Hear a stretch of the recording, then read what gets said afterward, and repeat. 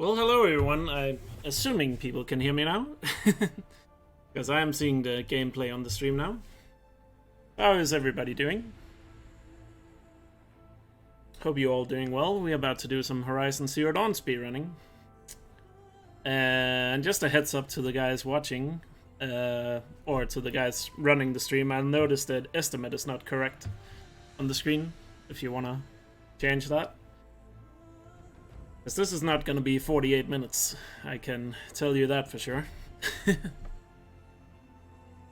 But other than that, I am good to go whenever.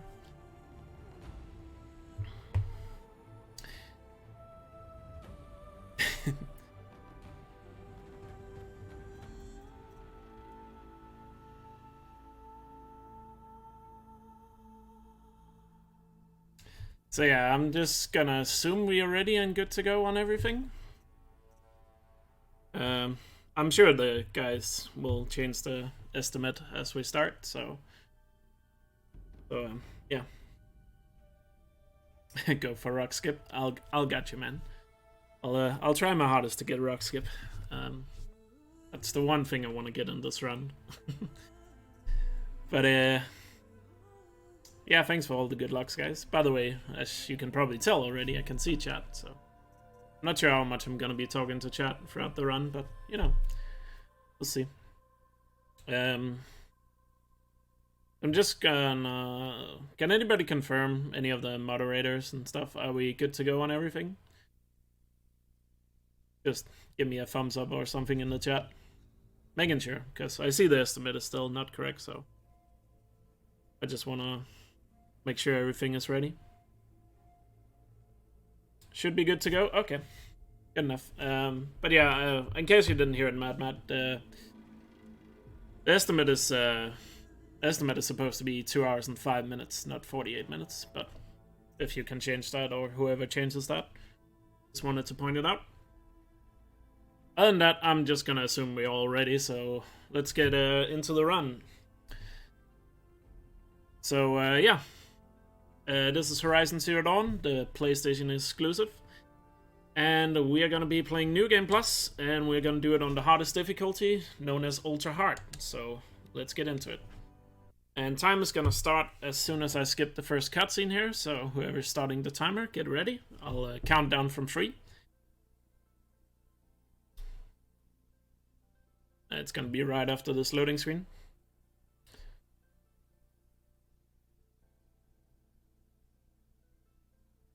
Okay, the estimate has been changed. Good. Anyway, let's get going. So here's the first cutscene. I'm gonna pause it, and then it's 3, 2, 1, go. Alright, so here we go. And the first thing you probably noticed if you have played this game is that when you start New Game Plus, you are starting when you're already adult Aloy. Where's he gone to? Because New Game Plus, the game automatically skips the childhood section, which is very nice because it's pretty much a tutorial slash auto-scroller. So in New Game Plus, you just immediately start off in the game. No tutorial needed. Starting off right off the bat, here we're gonna go to Rust and immediately fast travel to the gate here. Because in New Game Plus, since we already have all the stuff you usually need to collect before going to Rust, we can go there immediately. You'll probably also already noticed that I'm rolling. That's because rolling is the faster than running in this game. But don't worry, we're not gonna be rolling everywhere, because as soon as we get out of the embrace, we're gonna get a mount we can ride on, which is quite a lot faster. There we go. Now we're gonna head down here to our first fight here with the Sawtooth coming up. And this is a pretty quick fight, so pay attention, otherwise you're gonna miss it. So what we're gonna do is I'm gonna load in the troubleshot to my bow, then switch back to the Ice Realm, and then we're gonna freeze him and one-shot him. So we're gonna freeze him over like this. Once he's completely frozen, shoot him in the eyes, and that's a one-shot kill. Finishing off the Sawtooth just like that. So the reason why I freeze him is because most machines in this game, when they're frozen, they take quite a lot more damage. So So freezing them is very beneficial, especially for like bigger machines. And the reason why I shot him in the eyes is because enemies have weak points in this game. So if you also manage to shoot them in the eyes, that's another damage boost. And you also notice that I said a triple shot. That means that I loaded in 3 arrows into my bow and shot all 3 arrows at once.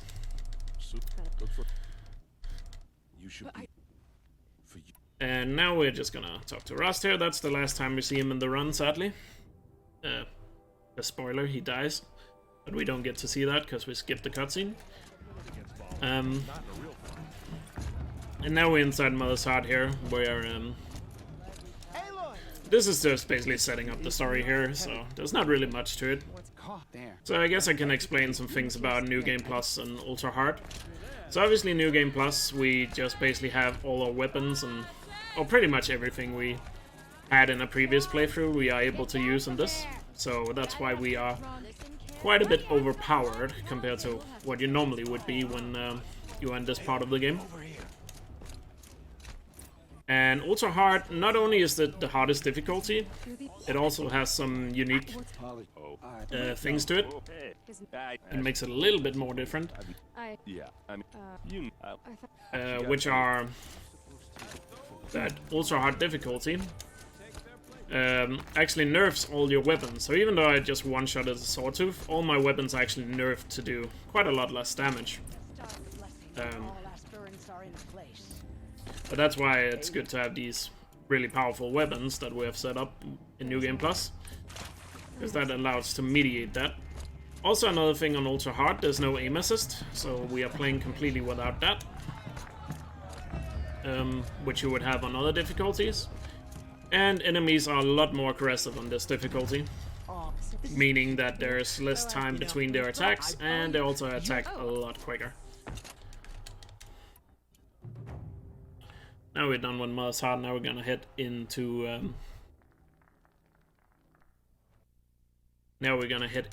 the Proving here. Where first off, we have to get 2 trophies for some grazers. So we're just immediately gonna kill some grazers here. Gonna use our blast bombs to quickly dispose of them. But they're gonna come running straight towards us here. We're gonna try to shoot the ground next to them, because splash damage is more effective than hitting them directly. That's the first one. Oops. Get back here. And that's the second one. And then we're gonna continue down the path here, where we're gonna get some funny dialogue. Or a little bit weird dialogue, because I guess the game never anticipated that you were able to catch up to these guys.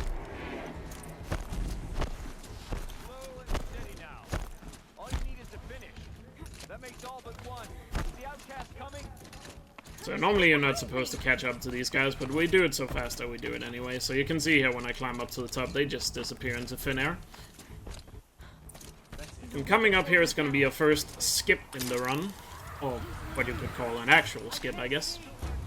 Depends on your definition of skip, I guess. But we're going to do a little out of bounds trick here and then take advantage of how the checkpoint system works in the game. So first we're just going to move along the path like normal, and then coming down here we're going to jump off a cliff to go out of bounds. To kind of cut a big corner here of the proving path. We run off the edge, we aim in our weapon. Oh, never mind, I hit the death wall. Haven't done that in a while.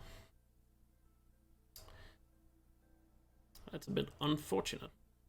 So what happens there, when you go out of bounds, there's like death walls in certain places. And if you hit them, you die. And you're placed back, right back here. Oh, there we go. Didn't hit the death wall that time. And of course, the death walls happens to be invincible. Anyway, now we're gonna take a left turn here to do the second part of the skip, where we jump up these rocks and then try to hit the specific spot where we can run up the mountain like that. So now we're out of bounds, and then once we get up to the top here, we're gonna intentionally hit a death wall over these rocks. But it takes a little bit before the game kills us, where I'm jumping to the left, and that hits the checkpoint for the proving fight. So when I hit the death wall, the game is gonna spawn me into the proving fight here, instead of sending me back.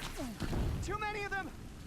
And in the proving fight here, there's just gonna be a lot of enemies we're just quickly gonna dispose of. Oh no, there's more. coming. How many are there? And these enemies always spawn in the same place, but their movement can be a little random, so you just gotta be on your toes when you're aiming at them. And then we try to clean up the 3 waves here as best as we can. Go behind this rock. This is gonna trick the enemy with the black hoodie here on the right to jump down. The reason why we want him to jump down is because once all enemies are dead, we have to loot him in order to finish the quest. So that's why we want him to jump down, so we don't have to climb up after him. And that finishes off the pruning. So now we're almost out of the embrace here. Just one more thing to do, which is this next quest here. The womb of the mountain. They must have found me before I bled out. I'm picking up some. So right here we're gonna meet up with Terza here, which just does a little bit more exposition about the story and stuff. Basically telling Aloy that she doesn't really have a mother, or they don't know who her mother is, so that sets off the story for Aloy to go find her mother, pretty much. You're supposed to follow Terza here, but you can just walk to the end and wait for her. Gives you a nice little time to just, you know, rest while you wait for her.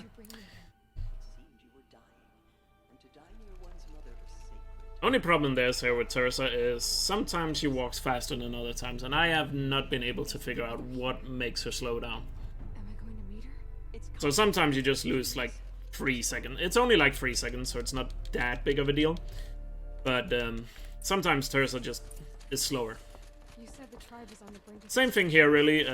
Just walk away from Terza and wait up here at the end spot.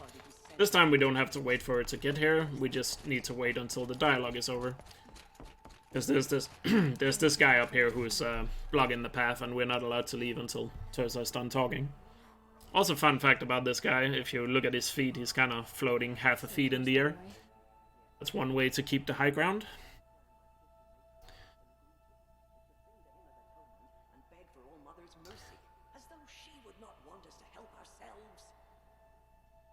And then as soon as we're out here, we are gonna head towards the gate where we're gonna have our next fight. And this next fight is usually the fight most people have trouble with, or the first fight that gives people trouble when they play the game. Now we can leave. Talk to Terza.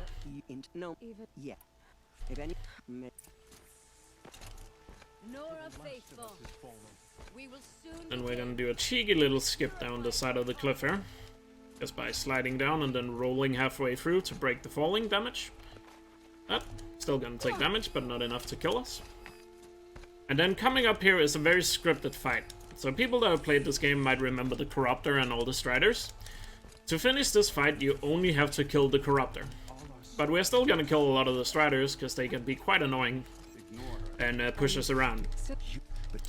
So this fight looks pretty cool if you do it correctly, like this. We're gonna use the proximity bombs to place some mines here around the gate. This is gonna make sure the Striders don't break through and interrupt us killing the Corruptor. Then we're gonna place 3 more bombs right here. The Corruptor always lands on this spot, because again, this fight is very scripted. But those 3 bombs are not enough to kill him. So instead, we're just gonna wait for him to jump in and then finish him off with a triple shot. And like that, he's dead.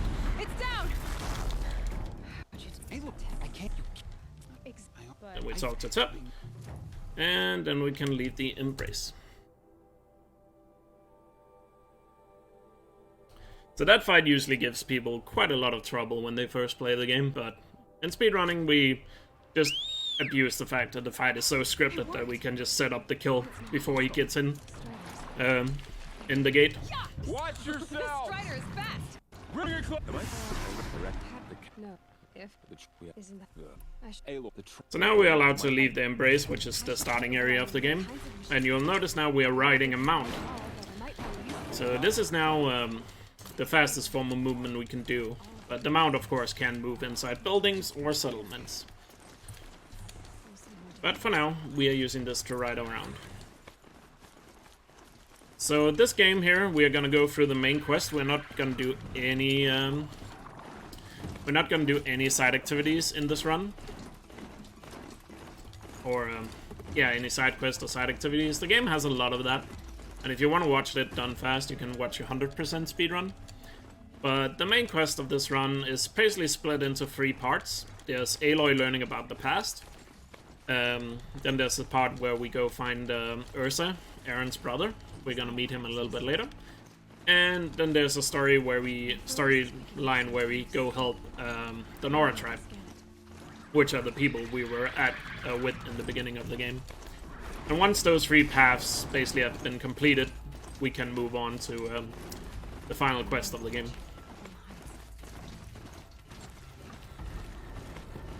So coming up here, you're gonna notice me. I'm gonna go into this abandoned battlefield here, I guess. This is actually a part of a quest called the War Chief's Trial.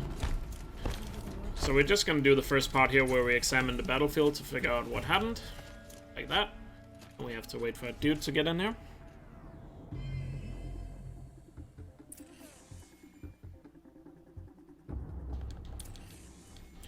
And yeah, this is only the first part of this War Chief quest. But we're actually not gonna do the rest of the quest now. We just do this now. Examining the battlefield here, because it's on the way to where we're already going, but it's more convenient to do the rest of the quest when we come back later. The good thing about this game is you don't have, when you start a quest, you don't have to finish it. You can just do one objective and come back later, and that's what we're gonna do a couple of times in this. That's again another thing that's abused a lot more in like a 100% run, where you can have like 10 active quests at once, where you just go and do different parts of a quest and at separate times. Not quick enough.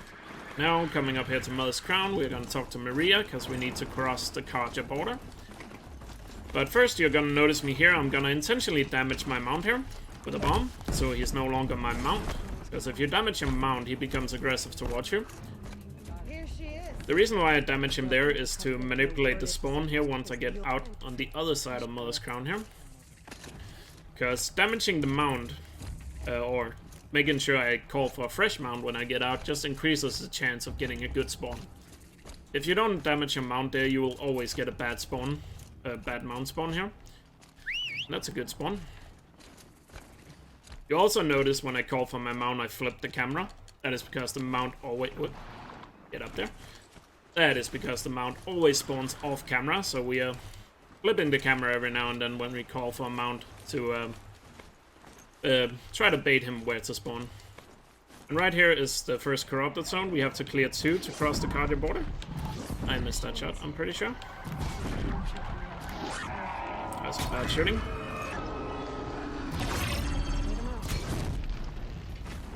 Flames burn stronger than usual. The flames, they're burning it. Yeah, I missed that, Fraser. So what do you want to do here in the corrupted zone is I want to hit a fire arrow on the canisters that one hit. Because one fire arrow on the blaze canisters that are on those grazers' backs is enough to blow them up. Normally I can do that a lot more smoothly, but I didn't notice I missed the shot on the first guy. Sometimes it's a little bit hard to tell.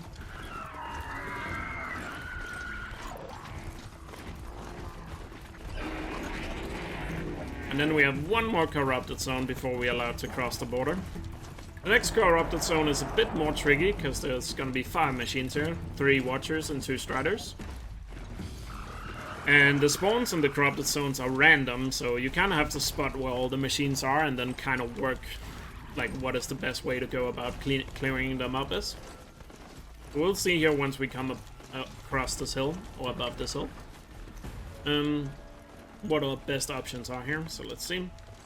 We have 2 Rogers right in front of us. They're very close to each other, not close enough.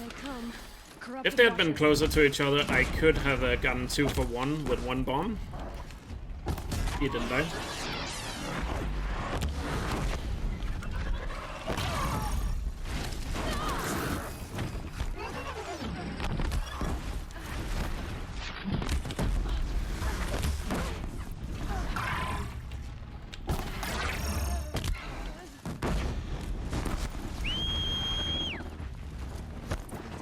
Pretty bad. Not a great start to this run already. Already messed up a couple of things. Hopefully it'll get better once we get to the late game. And my mount took forever to catch up there, because you cannot whistle for mount when you are corrupted. And or when Aloy is doing her dialogue. So that kind of messed me up there. Let's see if we can nail the fort fight up here at least, to redeem this Cardia border a little bit.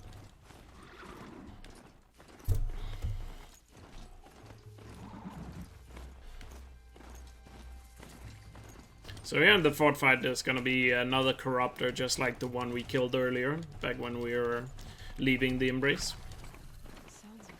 And we're gonna kill him kinda in a similar way, if we are able to land the shot correctly on him. First clear up the smaller machines, then we load in a triple shot, hit his weak point, and finish him off with a bomb, please. There we go. Accidentally switched to the wrong bomb type there. Instead of the explosive ones, I hit the proximity bombs, and yeah, didn't really blow him up immediately, but still managed to switch back to the correct bombs and killing him now.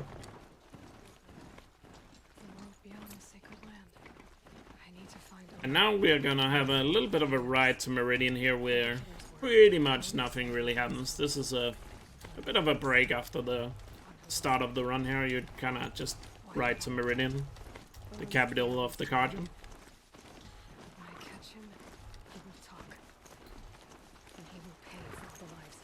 So I guess I can talk about my weapons here while we're on the way to Meridian.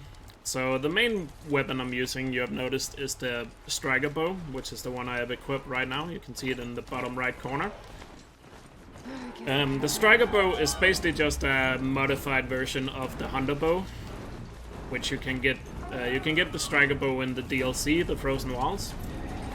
And the reason why we are using that bow is because it has the ability that when you pull the string all the way back, you get a damage boost to the shot. The bad thing, however, is if you don't pull the bow all the way back, it does a lot less damage than a normal Hunter Bow. But the fact that it has the ability to pull the string all the way back and get a damage boost, it just works out so well for the run.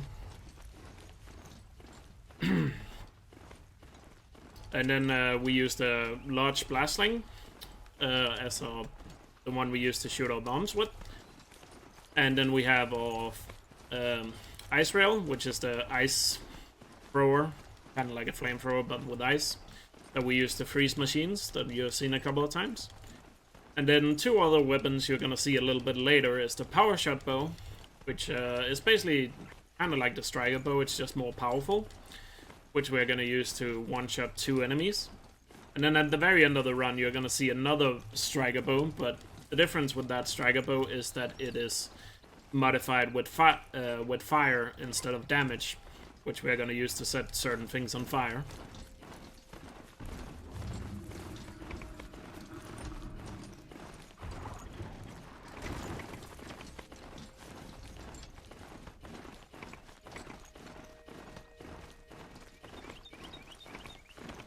So, yeah, since I got chat open, if anybody doing these downtime sections, this is probably the longest run on the run where we're riding to Meridian. But if anybody has like a question or something, feel free to put it in chat and I'll happily answer it about the run or anything. Of course, this is New Game Plus. We do also have like any percent categories where you start from afresh. Any percent on ultra hard difficulty is quite a challenging run, and you could also make the argument that it's not a good speedrun, because it's extremely punishing when you take damage and stuff. Because pretty much everything in any percent ultra hard will one-shot kill you. Did I bring my own PlayStation for the marathon? I'm still at home. This is an online marathon. So I'm just playing on my normal setup. It's not a live marathon. So I filled my healing pouch in the run, yes. When I get to Grave Horde, we're gonna collect a lot of healing throughout the run. Or that we're gonna use once we get to the Grave Horde. Because there's some downtime where we can pick it up.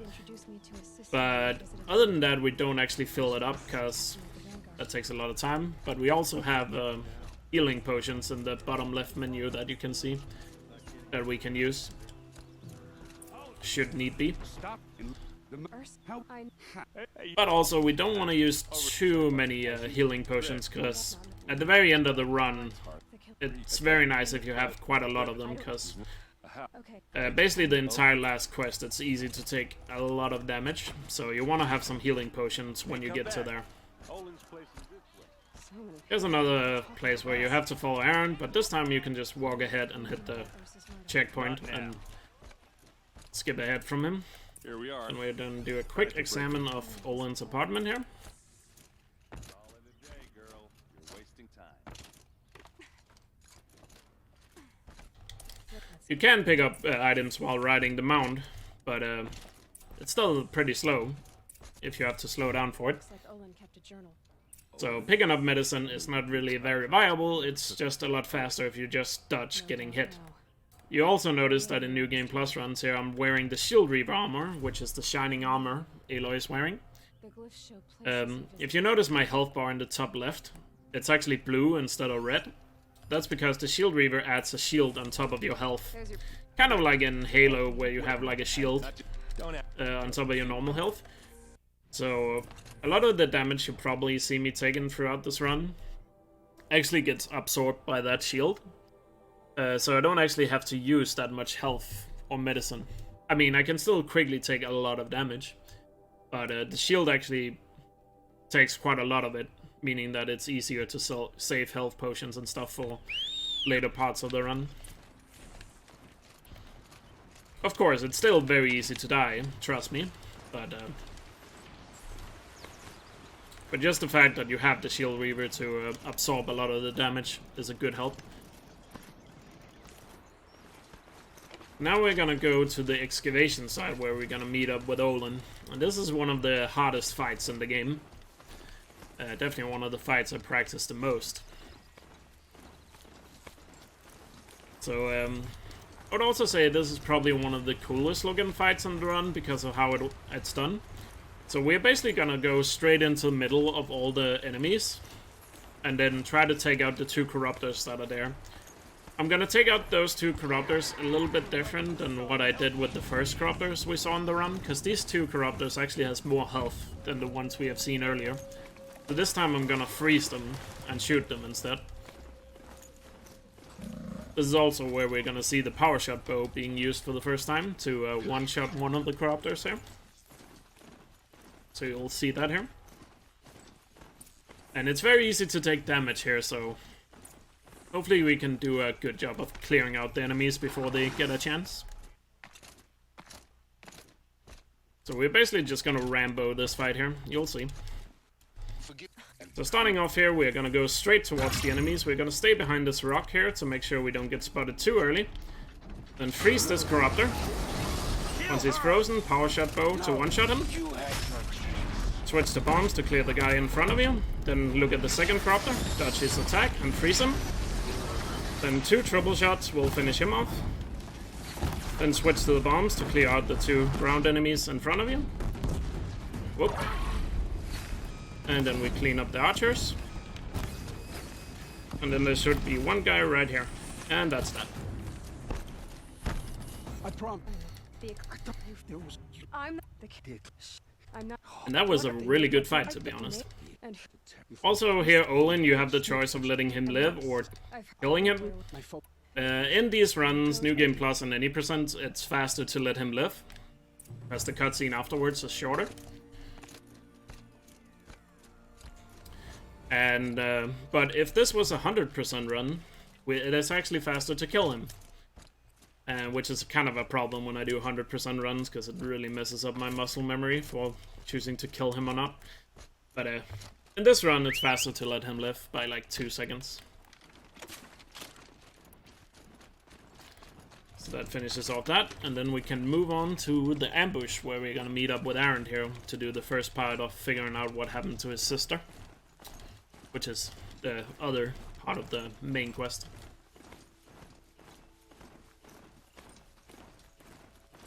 And should be around here somewhere. You can see him, he's right there to the left of the rock. We have to kill the two lanthorns and the watchers here in order to trigger or start off the quest. He didn't die in one shot.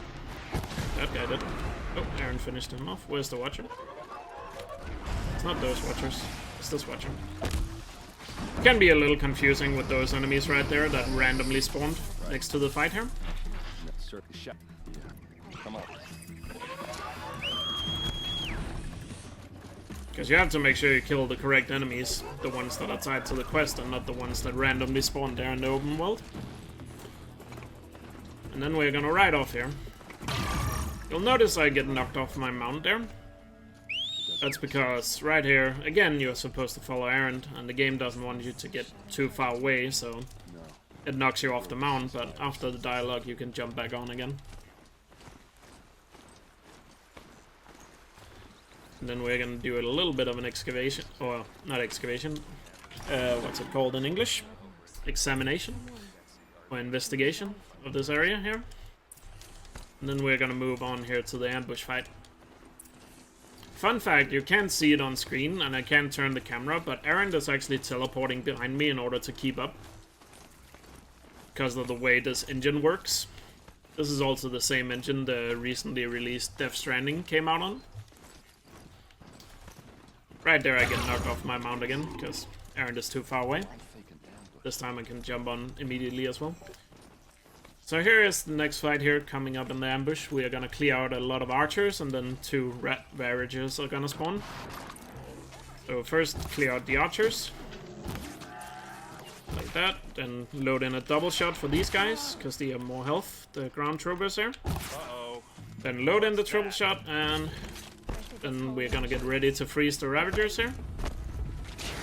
Because just like the sawtooth in the beginning of the run, freezing them and then a triple shot in the eyes is enough to kill them.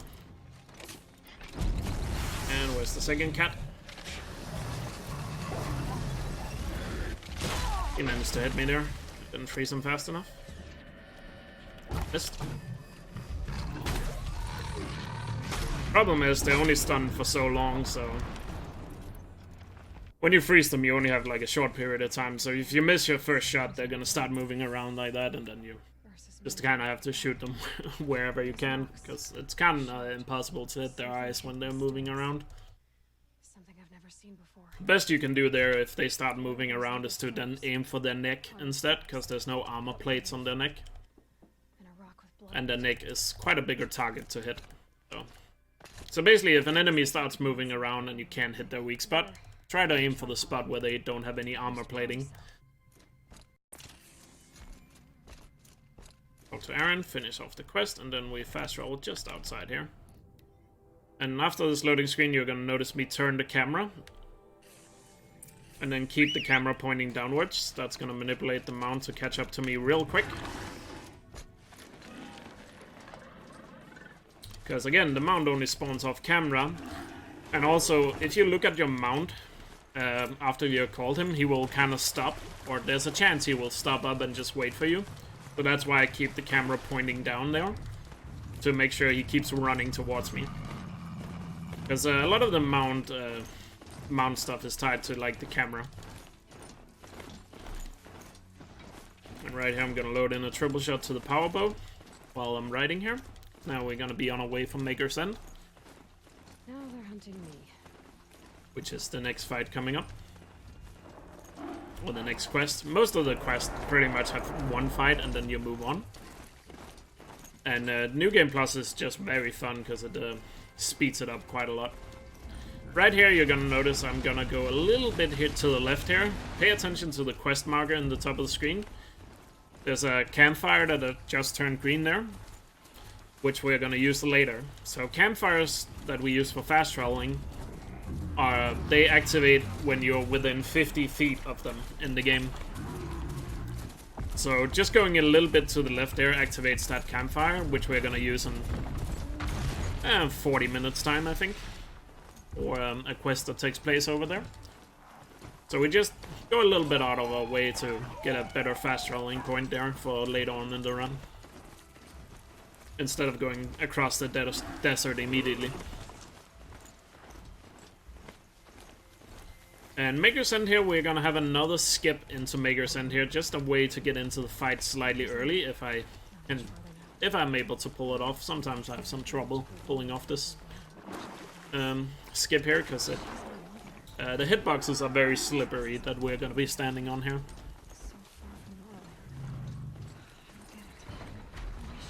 And what this basically does is not only is it a quicker way to get into the fight, it also allows me to kill one of the enemies before the fight starts. Oh, go on. What do you know about it? And for some reason, because you kill an enemy before the fight is supposed to start, it also skips the cutscene for you. I mean, you could skip the cutscene anyway, but it doesn't even play the cutscene when you do that. To help you deal with them, I've left some useful equipment just outside the walls. Your focus will show the location. First, we're just gonna take this path through all these Eclipse soldiers. We don't have to kill any of these guys, we just sneak past them, because we don't want them to give us any trouble. And let's see if we can go up here and perform the skip using some of the conveniently placed scaffolding here. Explosion. There we go, up here. Skip is not over yet. Gonna try to jump across there. Got it, nice. And we jump into the fight.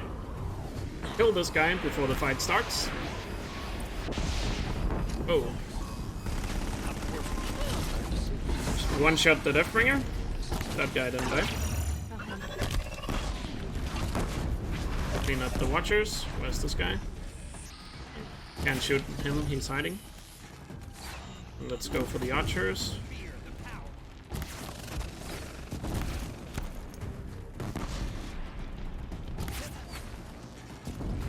And kill that guy. Oh god, the Deathbringer's on top of the guy I need to loot.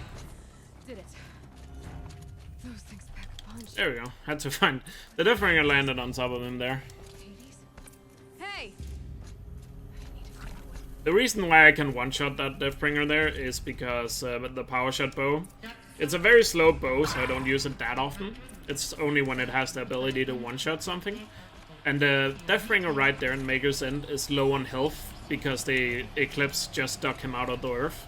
So it's kind of intended for him to have half health. So triple shot with the power bow that is fully charged into his cannon there is enough to one-shot him, if you have the correct weapon setup. And now we need to climb to the top of the tower here. That fight didn't go quite as planned, but it still went pretty well, I would say. So I basically have strategies for all the fights, but a lot of the times some things happens in the fight that causes the plan to go out the window, and then you kind of just have to work with what you can. Frozen metal most of the way. Parents can find a way to hang on up here, so they made the focus. 25,000. Right now I'm gonna do what we call a roll jump. I'm gonna roll and then jump, just like that. The reason why I do the roll jump there is because when you jump towards a surface that has multiple climbing spots for Aloy, climbing in this game is just well programmed, so Aloy will always grab the lowest one, but if you roll and then jump, she grabs the top one. So that's just a small little thing you can do to avoid having to climb all the way up. And it looks pretty weird. Climbing is one of the only things gameplay-wise that I'm not a big fan of in this game.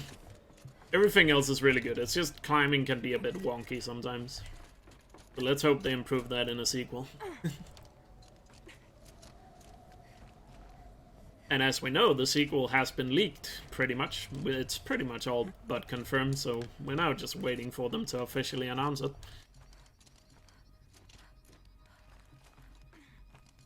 Thanks to the voice actor that accidentally said she had done voices for Horizon 2, or the sequel. Shoutouts to her. I think that was the original leak, but it's pretty much all but confirmed now that there's a sequel. There's been some other leaks as well. So right here at Maker's End, at the top of the tower here, we have to watch some holograms. Unfortunately, as far as I'm aware, there's no way to skip these holograms. So we have to watch these 3 holograms, so this is another break in the run here. Elizabeth, Takes like 5 minutes. It's been years. You also notice here that I'm crafting ammo while they're talking. The reason for this is when you open your weapon wheel, where you need to craft the ammo, the game slows down. But if you open the weapon wheel while dialogue is going on, the game can't slow down, because dialogue can't be slowed down. So it kind of just offsets the slowdown, making it slightly faster to craft ammo while you are... making it slightly faster to craft ammo while you are listening to dialogue. You're killer robots? Peacekeepers, yes, those. But yeah, thanks to the voice actor. I believe the voice actor actually said she also done a voice for Spider-Man 2, so if you're a fan of Spider-Man, Telling me a swarm has nice. gone rogue, Ted. You're getting another Spider-Man game. Shoutouts to that voice actor The data then. for And I'll take talking that lunch. her mouth. I forgot which voice she does in the game. I believe she did Ikri in the DLC. Ted Faro brought Elizabeth So, Sobek. and I don't know what voice she did in Spider-Man. Don't ask me, because I don't know. But she did a voice in Spider-Man as well. That's why she said she has also done voices for Spider-Man 2. It's bad. Bad? Jesus, Les. It's not bad, Ted. To be fair, she said it in the same interview, so I guess he just slipped up pretty badly. Peacekeepers. Oh yeah, if you want to see a magic trick while we wait up here, you can make Aloy disappear by walking through this pillar, because this pillar has no hitbox for some reason. The glitch For some reason, this is one of the few things in the game they didn't give a hitbox. As you'll notice so far in this game, pretty much everything has a hitbox, but not this pillar. I don't know why, but yeah, doesn't have a pillar. Or it doesn't have a hitbox. Civilization, we're talking extinction. I get it, Liz. I think it's also the same for that pillar and that pillar. It's not contained, it can't be. Oops, shot my arrows. Need to craft ammo again. Before the truth But there's actually one trick we're gonna do here during the holograms while the last hologram plays. And whatever you This is a nice little oversight by the developers. I'm gonna hold you to that, Ted. So once we start the last hologram here. So remember when I said mounts can spawn inside buildings or settlements? Well, developers made a little oversight here on Maker's End, which you're gonna see right now. So here in Maker's End, you know, this counts as being inside a building, but for some reason, going outside on this platform, or this balcony, this counts as you being outside. So if I whistle for a mount, he's gonna spawn up here. Now we have a mount up here. And this is actually a viable speedrun strat, because the thing with the mount is, if you fast travel while you're on a mount, you have to mount once you come out of the fast travel. Yes, you can. So that's why it's convenient that we can call a mount up here while we're waiting anyway. You've got a choice, Ted. I know. I'm speaking to you from a VTOL en route to U.S. Robot Command. But yeah, for some reason being out on that balcony, In 15 minutes, I Counts will as you barrel being head outside. the rest of the Joint Chiefs. so that's why you can call a mount. Are you crazy? Now your choice. It's is a nice whether little to tell them, oversight, I guess, sign, but tell them the wealthiest corporation on Earth we're a has little guaranteed thankful the for it. funds necessary to build Zero Dawn. And then once this Exactly as I've designed it. hologram is over here in a sec, we'll be fast traveling, and then we're gonna go back to Everyone else on this the planet War knows Chief the quest real we started cause of the earlier. glitch. Jesus, Liz. You don't have to threaten me. I'll sign. By the way, the hologram here, in case you have been paying attention, is just explaining why Look on the bright world side, Ted. crashed and burned. From here on 1,000 out, years it's ago. what you've always been good at. Because in case you're not aware, Horizon Zero Dawn is actually a post-apocalyptic game. It takes place 1,000 years into the future, after the apocalypse. Because the guy behind me, Ted Faro, thought it would be a good idea to make AI military robots that were capable of self-replicating. And you can put two and two together to guess what happened. But, you know, people are still here, so, you know. People are still here, so something happened that, you know, prevented the apocalypse, which is Zero Dawn happened. Project Zero Dawn. Roll credits.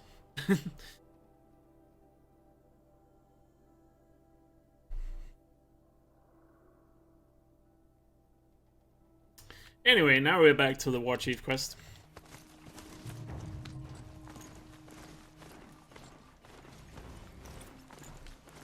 So you remember that I did the first part of the War Chief quest back when we just got out Sun in the Embrace? Well, now we're gonna actually finish off the quest where we meet up with the War Chief Sona, and then we're gonna kill some Eclipse. So this is like what I usually call the Nora section of the run, where we do like the main quest evolving around the Nora. This must be the rise Sona's runner told me about. First, we're just gonna do a quick investigation here. The war chief stuff. For most investigations, you actually only have to... Usually there are multiple things you can investigate I should try at each of the investigation spots there, but for the most part, you only have to investigate one thing and then you can progress. Looks like Sona So- and her braves headed for that ridge. We're gonna do that. You also notice there that I'm using hitboxes to jump up there instead of using the climbing spots. The reason for that is climbing in this game, the climbing animations is very slow, so if you can avoid climbing, it's 9 out of 10 times it's faster to do that. You're gonna see me do the same thing here. Instead of grabbing onto the climbing spot, I'm just gonna jump across. Because the climbing animations are just slow, so Dead sawtooth. we don't want to see those. Maybe Sona took it out. She could be close. Right here we're gonna meet up with Sona, Has he hard? and we can progress to the fight here. The killers are just across this ridge, digging the So this fight actually has some RNG to it. More RNG than usual. Because 4 of the enemies actually are random. They can either spawn as regular soldiers or leaders. I killed And again, the leaders are the guys with the black hoodies. In case you don't know. The problem with the leaders is they take 2 shots to kill instead of 1. So we don't want to see any leader spawns. But 4 of the enemies here can be leaders. Let's see. That first guy is not a leader, so that's good. Oops. Didn't take the zip line, that's fine.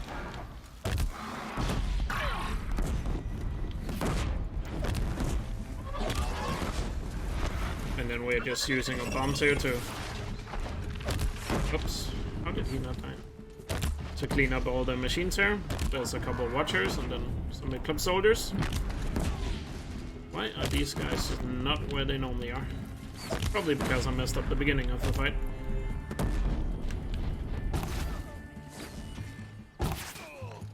And like that, everybody's dead.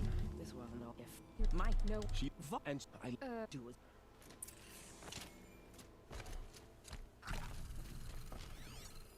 Commanders. Then we listen to some dialogue here, and while the dialogue is going on, I'm crafting ammo again. Again, to prevent the slowdown. Here in the Ring of Metal, I've taken the precaution of placing our entire stockpile in a covered shelter. Safe from Well, sparks we and wait for lightning. the... And I posted We guards just have to to wait for control this to access. finish, and then I the urge quest you will to end. take similar measures, And then we're gonna move on or to suffer the consequences. the Revenge of the Nora. Master Thrawn, out. a place. I found some. Damn. There's blood. Please. Devil. I'll sound.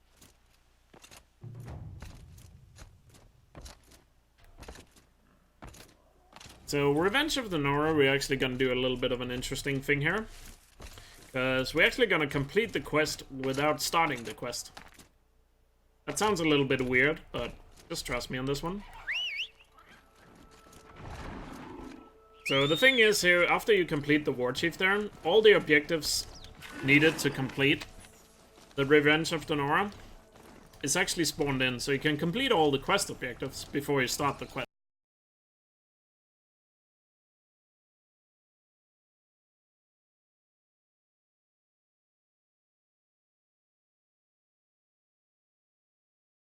And what is faster route out of the quest? The Nora tribe is not gonna help us in the fight.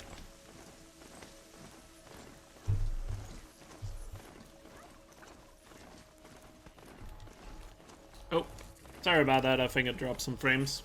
Must have had a little bit of a lag spike. Sorry. That was on my end. My bad. There's a little bit of a frame drop there. Just a small lag spike. It should be fine. Anyway, so what I was saying was, we can take a faster route to the camp, because we don't go to the starting point of the quest, we just go straight to the objective. And second of all, the Nora tribe will not be helping us with the camps, which makes the camps a lot more consistent.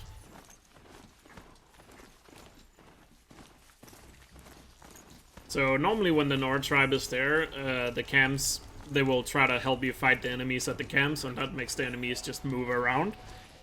But I'm sure most people that run these shooter games that we're showing off here in the Shots Fired Marathon will all agree that hitting a stationary target is a lot easier than hitting a moving target. So we don't want those guys to move around.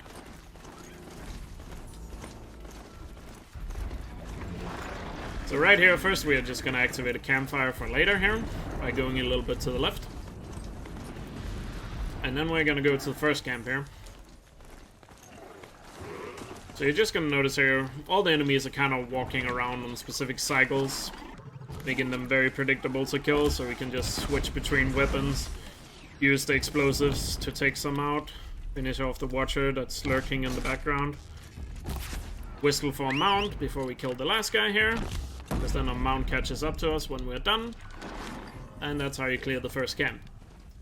But the camps are just so much easier when all the enemies are on a set path or standing in one spot.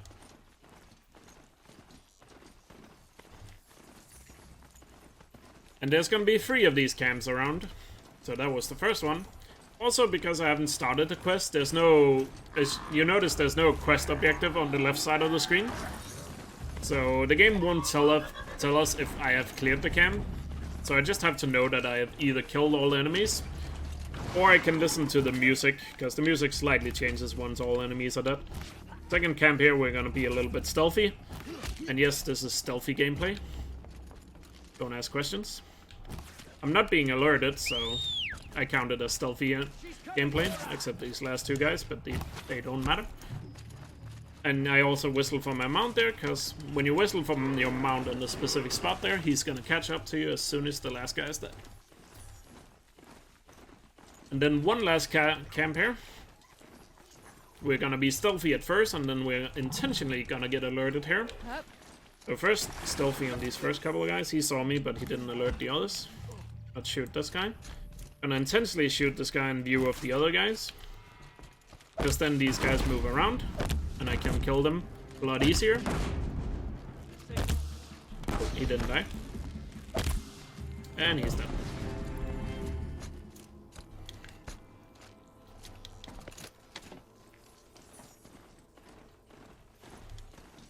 So you notice there the music changed as soon as the last guy is dead, that's how you can tell. And if you have done that correctly, Sona and Vals is actually gonna spawn up here, so we can start the Ring of Metal. Even though, keep in mind, I haven't started the quest yet, but for some reason, clearing the 3 camps spawns Val and Sona here. Yes. Or some reason. I mean, I don't know. They just spawn here, even though I haven't started the quest. But that's very convenient, because now we can go inside the Ring of Metal.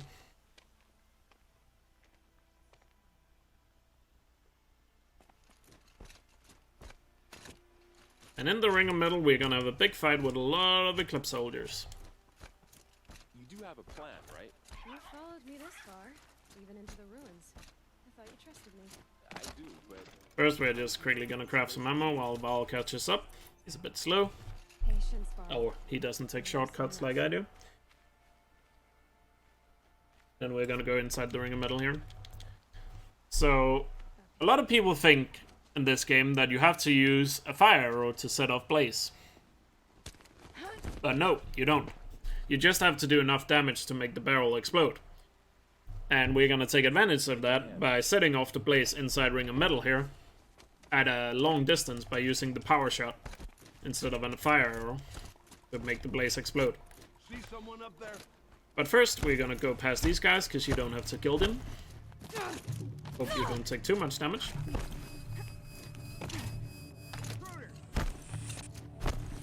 And then get up here. Then we're gonna bring this guy down to low health by blowing up his blaze and shooting him 4 times. Like that. Now he's very low on health. Then I'm gonna use the power shot bow to shoot the blaze at a really far distance. Like that. Because like I said, it doesn't have to be a fire arrow. You just need to do enough damage to blow it up. And a power shot is good enough for that.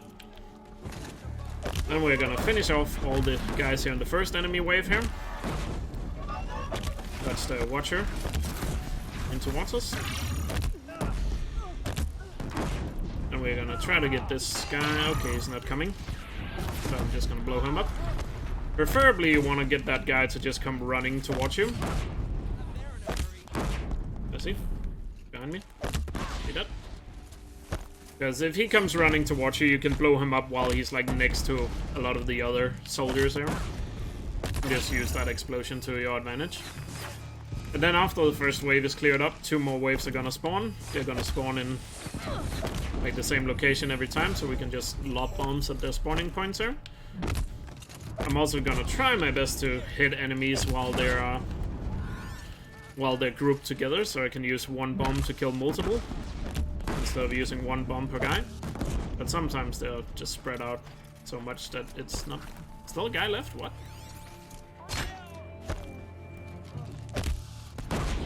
Okay. Never mind. I didn't think there was a guy left. My bad.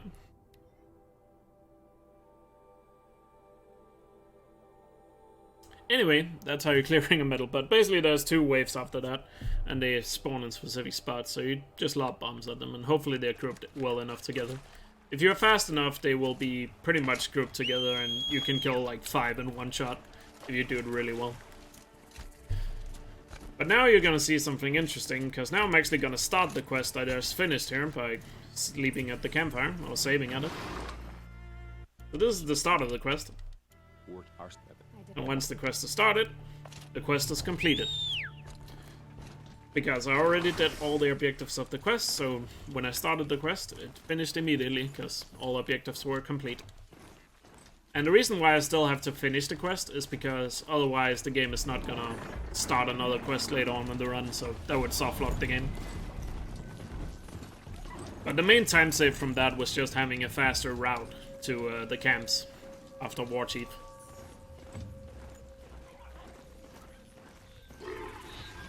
And now we're gonna be on our way to Gravehorde, where we're gonna meet our second Deathbringer.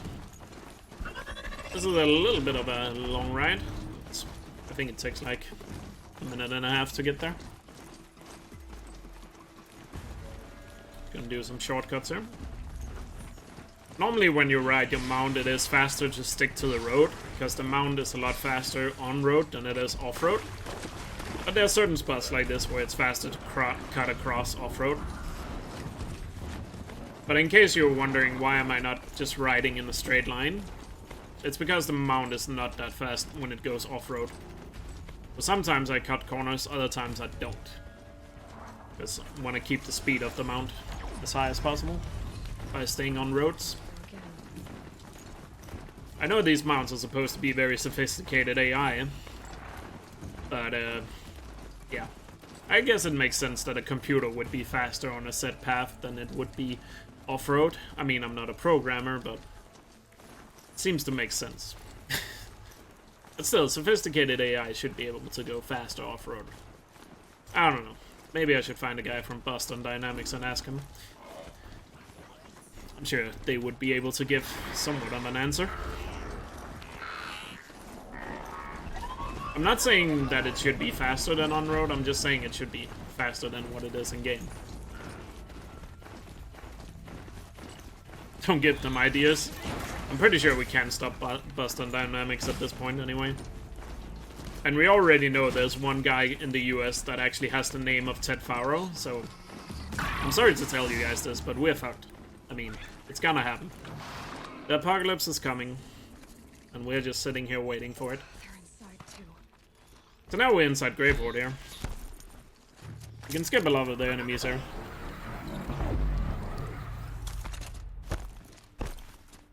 So I guess this could be a good question to post to chat right now. Everybody in the chat, how long do you think it's gonna take before we're all killed by AI robots?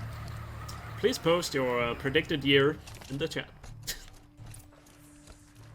According to Horizon, I believe it's the year 2073. So, if I remember correctly. The lore is not my strongest thing in this game, but I believe 2073 is the year apocalypse happens. Give or take 20 minutes? Sure. Right here, these puzzles we have to complete to unlock a door. The answer to these puzzles are always the same, so I just have them memorized. But normally you just have to You have to scan some objectives in the room here. That gives you a clue to the answer, but I've done so many runs, I just know them at this point. And coming up here is gonna be the most interesting fight in the run. If you're into like glitchy stuff, because we're actually gonna do some interesting stuff coming up. So a lot of things are gonna happen real quick here, so you better pay attention now, guys. So first off, we're gonna meet, or Silence is gonna call us here, or talk to us. And there's normally a door that's not gonna unlock until Silence is done talking. But there's a power cell that spawns inside this room.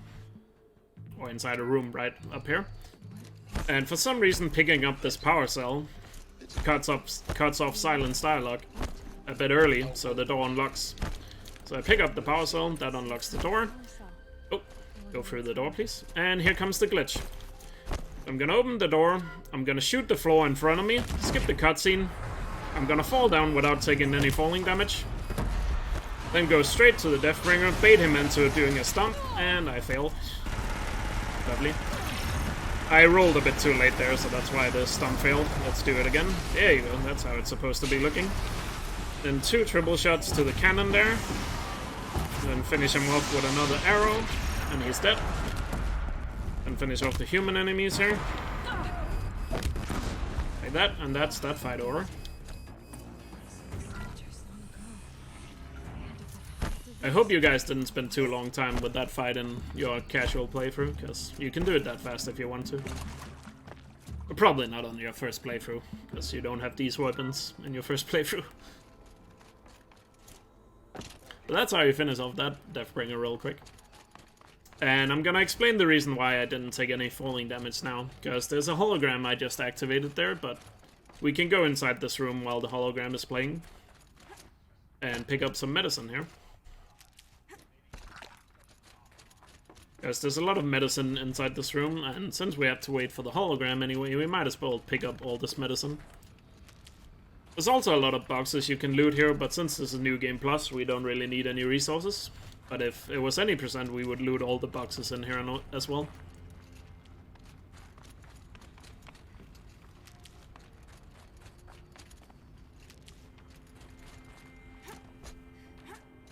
So, let me explain why I didn't take any falling damage, because I fell from up there. That would normally kill me. But what happened was, you see that's the door I came through, and I shot out this floor here. The floor is destructible, so I could destroy the floor before the cutscene started. And me standing on this floor, because during the cutscene, or when the cutscene ends, I'm gonna be standing on that floor. So I technically start falling during the cutscene, and because your fall starts in a cutscene, you don't take any falling damage. I'm assuming that's some sort of safety measure by the developers. But we just abused that to get down to the Deathbringer immediately without taking any damage. Save us. So long as humanity holds off the swarm long enough for Dr. Sobek and their team to finish it. Right here we just craft some ammo while they're talking and wait for the hologram to end so we can leave. War plan. This is a war crime. It may be ugly, but it's something. Consider the Yeah, it's a really good game. It's definitely my favorite PS4 game. And at this point I probably have to call it my favorite game of all time, given the amount of time I played it. But yeah, it's really good. If you own a PlayStation 4 and you haven't played this game yet, I don't know what you're doing, but you should play this game. This is one of the, what I would call the must-plays of any PlayStation owner. There's like 5 games on PlayStation, I would say, that are must-plays, in my personal opinion. And Horizon is one of them. What is that? What are these people?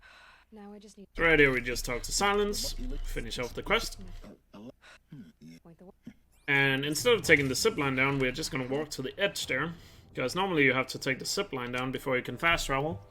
But if you just walk to the edge of the platform, the game thinks you took the zipline, but you didn't. So you can fast travel instead of going down the zipline. And you won't be able to fast travel if you go all the way down the zipline, so just walking to the edge there actually saves a lot of time, because that's a long zipline.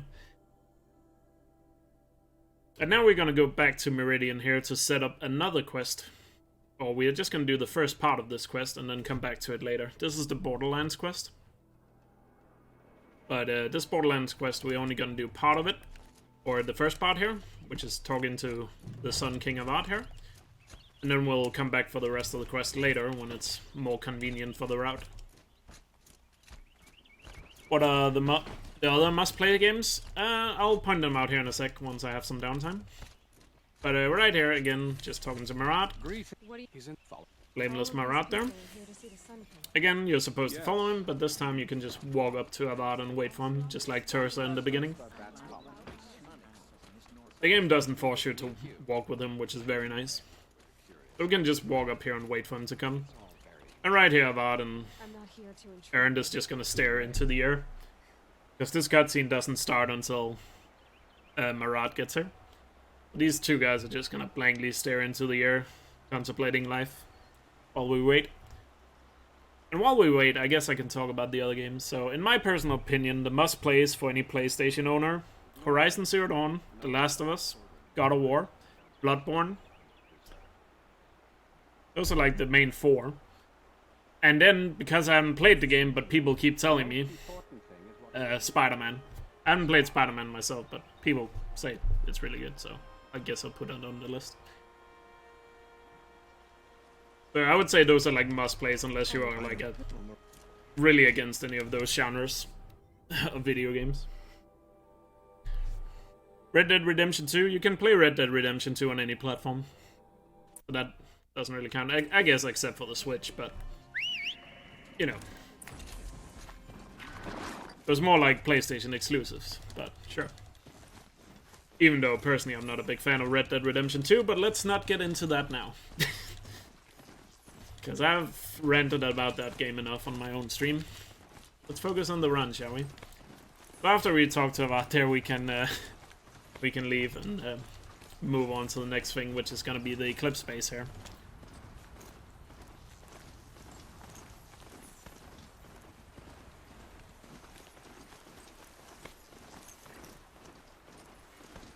You're glad I said Bloodborne? Yeah, Bloodborne is great.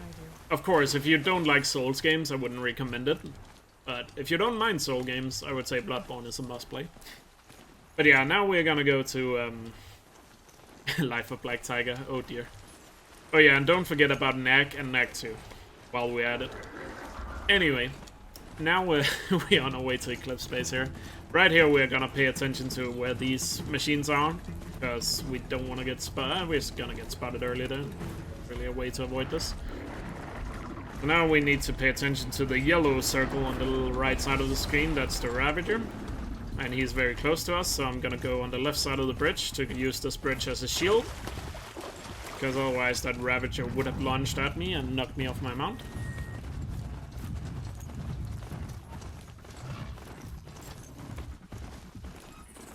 But going on the left side of the bridge there, you can just use the bridge as preventing him from being available to attack you. Because those machines, you just have to pay attention to where they are and avoid getting knocked off there. Especially if you were doing like an any percent ultra hard run of this game. Because in any percent ultra hard, getting hit by those machines would be a one-shot kill. So yeah. But in New Game Plus, you would just get knocked off, and it would lose you like 10 seconds, but that's still time, because, you know, when you want to optimize a game, every second counts.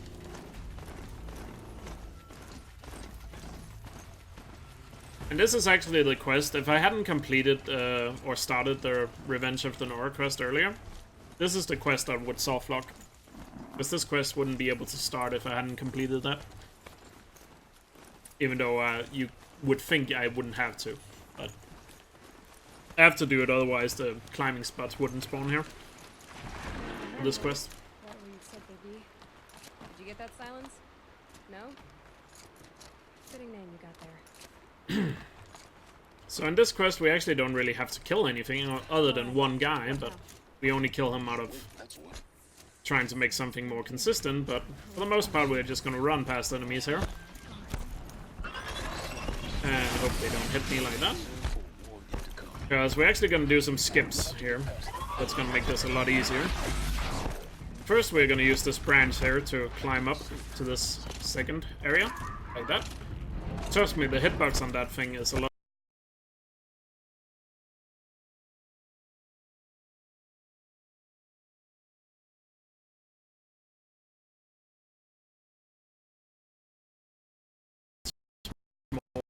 Smaller than it appears. But that's like the first area. Just go through normal mappers. The easy clip guy. And then we're gonna do a little jump across the gate here that I messed up. You wanna get on this rock so you can jump on this torch and then jump across the gate like that. Am I dropping frames again? I think I dropped some frames. My bad. I don't know why I'm having these lag spikes right now. Sorry. Anyway, that's how you skip that entire fight, because that fight is really annoying. I see it. They've built some kind of structure. And then we're just gonna climb the tall neck. Now comes the most important skip in the entire run.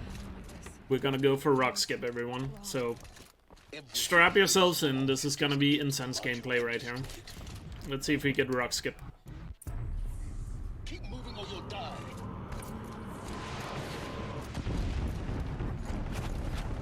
So now we're just getting shot at by all these enemies. This is a bit like Uncharted, where you're just escaping through a cinematic kind of play here. And here we go. Let's see. Do we get rock skip? Oh my god, we got rock skip. That deserves a clap.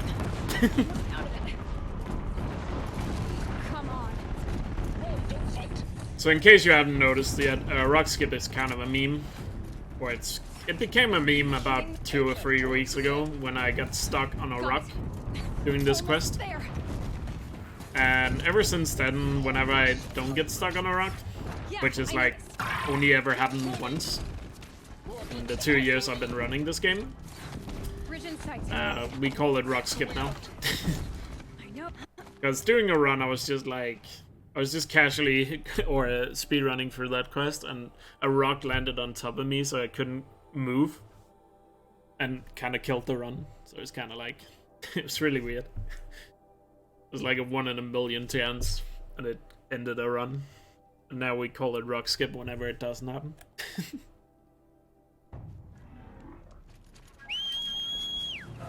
So now we're gonna come up to Zero Dawn here. Roll credits, by the way. And inside Zero Dawn, we are gonna do the newest skip in the entire run, which was found a month or 2 ago at this point by a fellow Horizon runner called Wired Notes, but he runs Gravity Rush a lot more.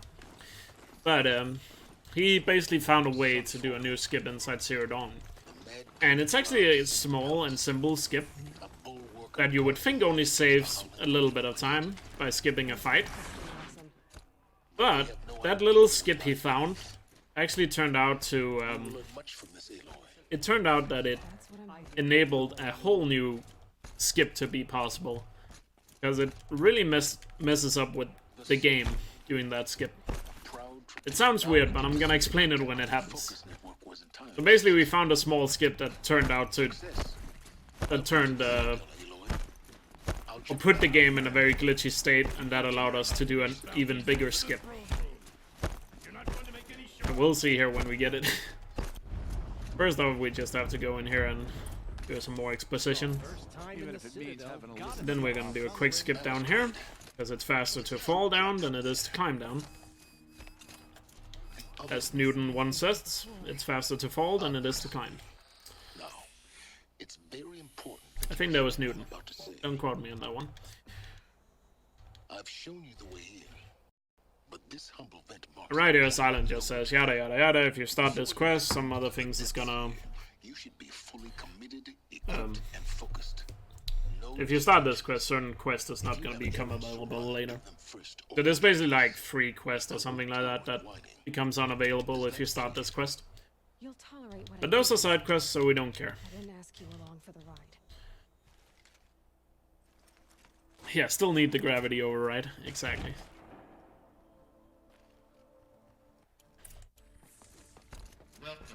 Now we're inside Zero Dawn here, which is the facility where they built Project Zero Dawn, which is the reason why Aloy is alive and everybody else is in the game, and the apocalypse was prevented. Or the apocalypse still happened, but A holographic like field. they basically respawned, I guess. I don't know what the word would be. You resurrected the human race afterwards. That doesn't make sense. Life on Earth didn't cease to exist. He said it could not be stopped. But it was. Somehow. So coming up here soon, we're gonna do the skip here, as soon as we get past this next area. Find out how she did it.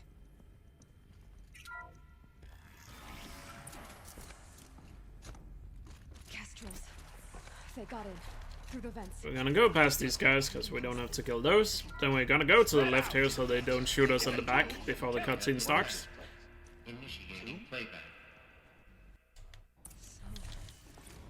And then coming up here, there's gonna be 3 guys that are gonna shoot us with some fireworks guns kind of things. And we are hopefully gonna nail 3 headshots on these guys, because we don't want all 3 of these guys to be shooting at once. Because they can kill us really quickly. I'm gonna play it safe here. Like that. I missed a shot on the second guy, so I had to play it safe. I've done this before. And down in this room, we're gonna do a little glitch here, or whatever you call it. I'm gonna jump up here. Oops, didn't pick it up.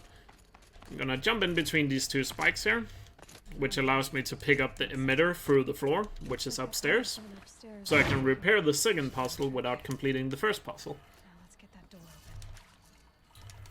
open. Oh, if you clip yourself through the floor, you can pick that thing up through the floor there. That's what we did. And now coming up is the new skip. So it's gonna look very simple, but I'll explain it. First off, I'm gonna go in here and kill one guy, because this guy has bombs, and I don't want him to shoot bombs while I do the skip. Can you dive, sir? Thank you for dying, please. There we go. Then we're gonna do a jump up this pillar. It's pretty good. The hitbox is a lot smaller than you think they are. Oh, nice, first try. So pay attention now to the quest objective where it says kill the eclipse. Because I skipped that fight, that quest objective never completes. Here's another skip, by the way, to get over the catwalk and downstairs. So notice that the quest objective never changed. We're gonna use that to our advantage, so the game still thinks we are doing that fight, technically. But we are gonna go to the end of Zero Dawn here and end the quest. But the game objective still thinks we're inside Zero Dawn. Humans spawned inside. So that's something that we're gonna use here to our advantage. Used to hold something. So right here and here we pick up the thing here, or we access the computer, I think we do. I forgot what happens in the cutscene, other than we get captured. But that ends the Zero Dawn quest. And now we are captured by Helios here. Good old Helios here. By the way, this is the same voice actor as Winston from Overwatch. Do you've And then after I He doesn't sound like it at all. I feel like he doesn't sound like it at all, but that's Winston from Overwatch. Fun fact. things are up on the platform. Now we're gonna get this guy to hit these pillars. Notice the quest objective still says kill the eclipse. So the game still thinks we're inside Zero Dawn, even though we're progressing the game like normal. Pillar and that platform will come down. So now I'm gonna go to the second pillar here to get him to charge this pillar.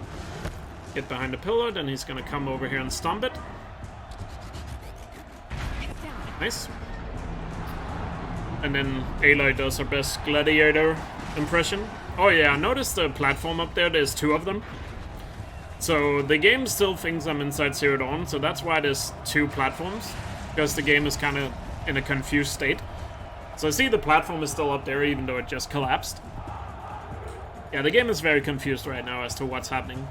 Because on one hand we're progressing the story, but in terms of quest objectives we're not progressing yet. Now we have to kill the big guy here. So now we're just gonna freeze him. I'm gonna go in front of his face, because hopefully that should have prevented him from running away, but he still did. Shoot him in the eyes twice to finish him off.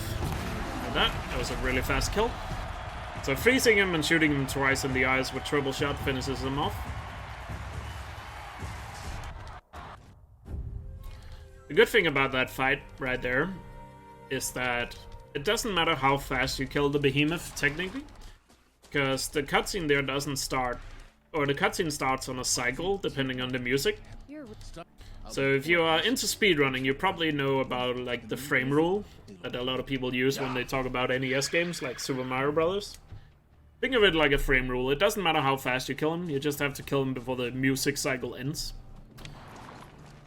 And now, because the game still thinks we're inside Zero Dawn, I'm gonna fast roll to this campfire inside the Embrace. So after this, normally the Embrace would be under siege by the Eclipse. But because the game still thinks we're inside Zero Dawn, we can fast roll inside the Embrace. Because normally you would have to fast roll outside the Embrace and go in from the main gate of the Embrace in order to do this quest. But the game still thinks we're inside Zero Dawn. But once I restart from save here, the game is gonna realize, oh, I'm behind, and now the game quest is gonna catch up after this restart from save. And now the game knows, okay, you completed those 2 other quests. Now it's gonna catch back up to us. Which spawns in all the enemies here. And now we're in the middle of the All Mother quest here. And that allows us to start the quest while we are already inside the Embrace, instead of starting it from the outside. And this saves 35 seconds. Actually saves quite a bit. So those 2 new skips combined that we found like a month or something like that ago, or maybe 2 months at this point, actually saves a full minute, so that's really nice. And now we're gonna fight a Thunderjaw here, everybody's favorite machine to fight. There we go, cutscene starts. And we're gonna go down and freeze this guy. If he could stand still, I'm gonna try to hit his plates here. Because shooting off those... oh shit. Shooting off those plates exposes his heart, but he did hit me, so that's bad. Okay, I messed that up. Let's pick up the gun on the floor here and shoot him instead.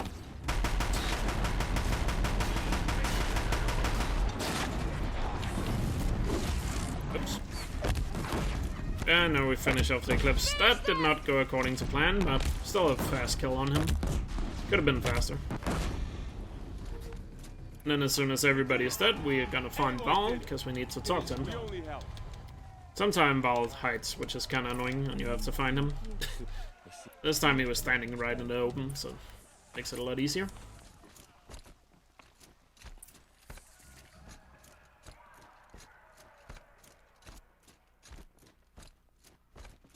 And right here, going down this hallway, I'm gonna go around the right side here to get Resh's dialogue. Because he just says, ugh, or whatever he says. Because the matriarchs here will not talk to us until the dialogue is over. And if you were on the left side of that corridor, Tep would talk instead. And Tep's dialogue is a lot longer. Now we're inside All Mother here, the place where Aloy was born. This is also the sad crest in the game where you realize Aloy doesn't have a mother, and she was given an artificial birth.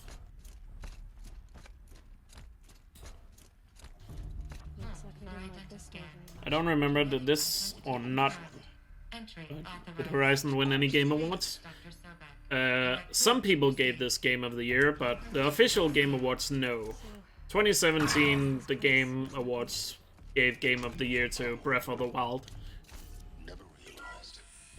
I mean, I would say Horizon was better, but I haven't played Breath of the Wild, so what am I to say that?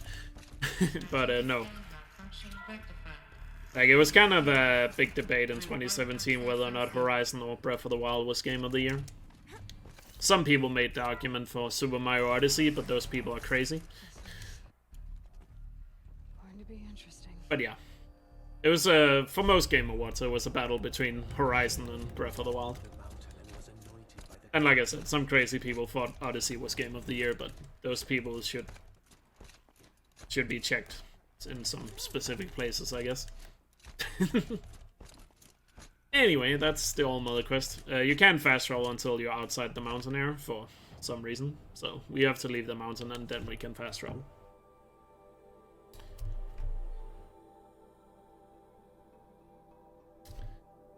Now we're gonna go onto the Borderlands quest. which is the reason why I went to Meridian earlier, just to talk to the Sun King, was to start this quest. But now we're actually gonna do the rest of the quest here. First we're gonna get a mount, because we need to ride to Pittscliff. We have some hardpoint arrows, because we're gonna use a lot of those.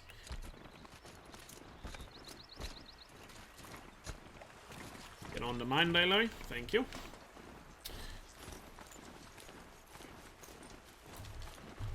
The Borderlands here is the quest where we find Aaron's sister, Ursa.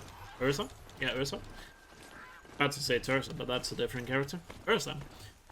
As it turns out, she's not dead. She was taken hostage, and it was just framed that she was dead. It's captured by another guy called Derval, who wants revenge on the Saram and the Kaja. They're like two of the tribes. We could go into the lore, but that would take up the rest of the run if we were to talk about all the lore in the game. I guess that's for another time.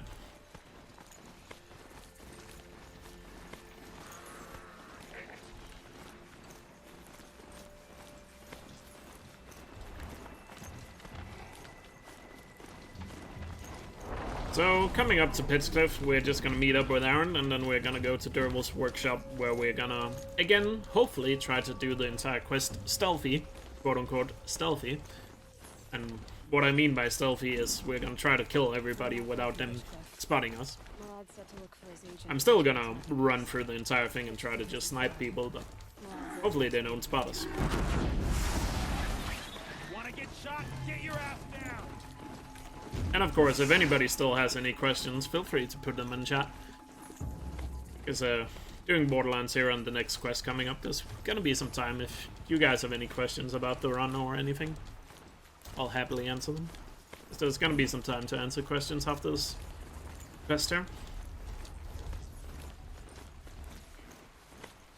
So here we come up to Pittscliff. I'm actually going past the city here, but that's intentional. Because I'm gonna leave my mount here so I can grab him as soon as I leave the city. Or town, village, whatever. Call it what you will. Not like words have definitions. We're gonna use this table. Oh. Use this table to get up this side of the mountain. A little faster.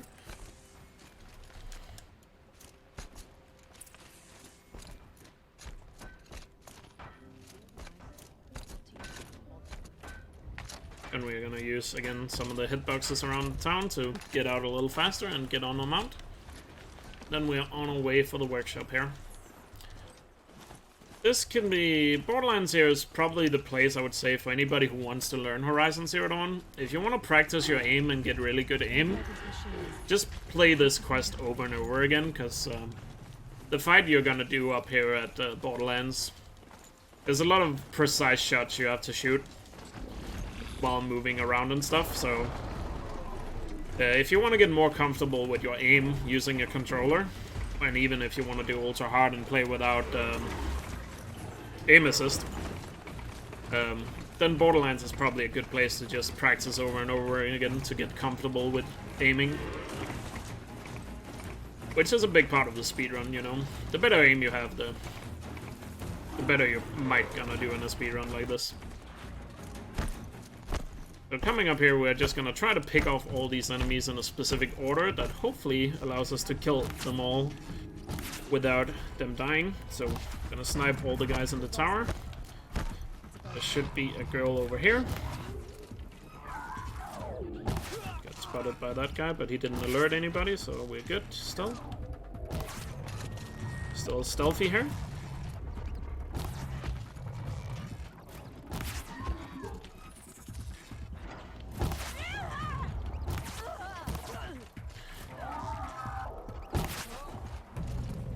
Go, now there should be 2 more left. And there we go, that's how you clean up all those guys in a quick succession. That's pretty good. And then there's gonna be 1 more guy here in the door. He has so much health that it's actually faster to freeze him and then hit a triple shot in his head. Ursa must be in there. Because human enemies, if you freeze human enemies as well, they also take more damage. It's not only machines, it's also human enemies. Just notes about crafting. And a letter tucked between the pages. Lots of echo. You also notice a couple of times I've been opening my map twice before I fast travel. I forgot to point that out earlier. It's not because I mess up or anything, it's actually intentional that I open my map twice before some fast travels. Because in this game, sometimes when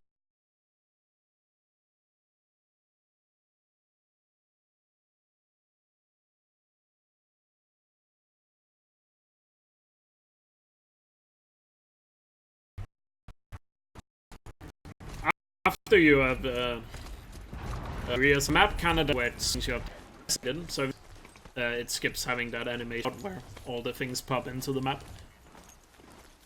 Am I dropping frames again? What is up with my internet this morning? I'm sorry about this, guys. I don't know what's going on with these frame drops. I do apologize. It should be fine. It's just lag spikes. It's like it lags for like 2 seconds and then it's done. My apologies. I don't know why it's so bad this morning. But trust me, I know the game doesn't crash. It just happens every now and then where it like lags for like 2 seconds and then stops. You missed the reason for the double map opening? Okay, so quickly explain it again. The reason why I opened the map twice before some of the fast travels is because when you discover things on the map and you open the map for the first time, the map does a little bit of an animation which slowly pops in all the things you discovered along your way. But in order to skip that, you just open the map twice and it's fine. Am I from Yulan? Oh god, no, I'm not. What do you think of me? Did you just say I was from Yulan? Jesus, dude. Have some respect. I'm not from Yulan. Only Danish people would know that. know what we are talking about. More corrupted. Not corrupted. But they will not Being from Jylland when you live in Denmark, I guess, is the equivalent of being from the south in the US. So make of that what you will. If I were to describe it. So make of that what you will.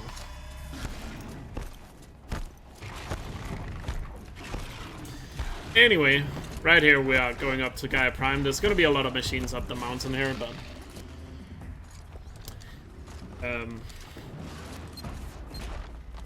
and these stalkers are just gonna shoot at us, but we're just gonna move along. This is the reason why we want to have as much health as possible.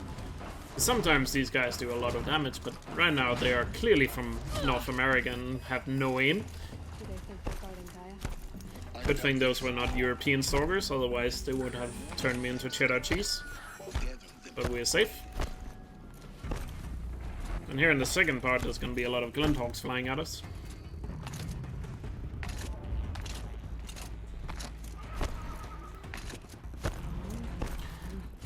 So right here we just skip up the mountain instead of taking the intentional path, because this is faster than the intentional path, plus you can easily avoid the enemies like this.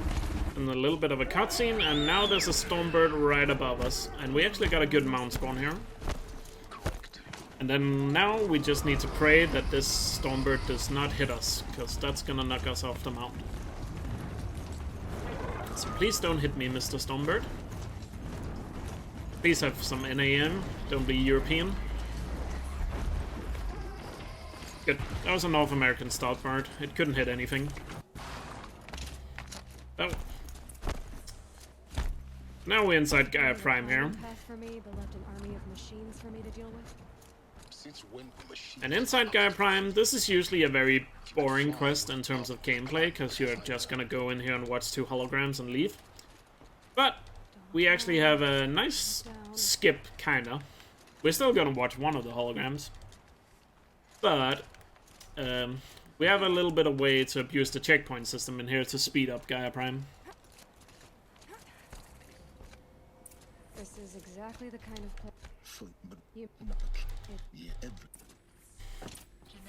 So once we go in here, the thing is we need to get to the first hologram, of course, as fast as possible, because it's a speed run. And then we're gonna start doing the checkpoint abuse in here.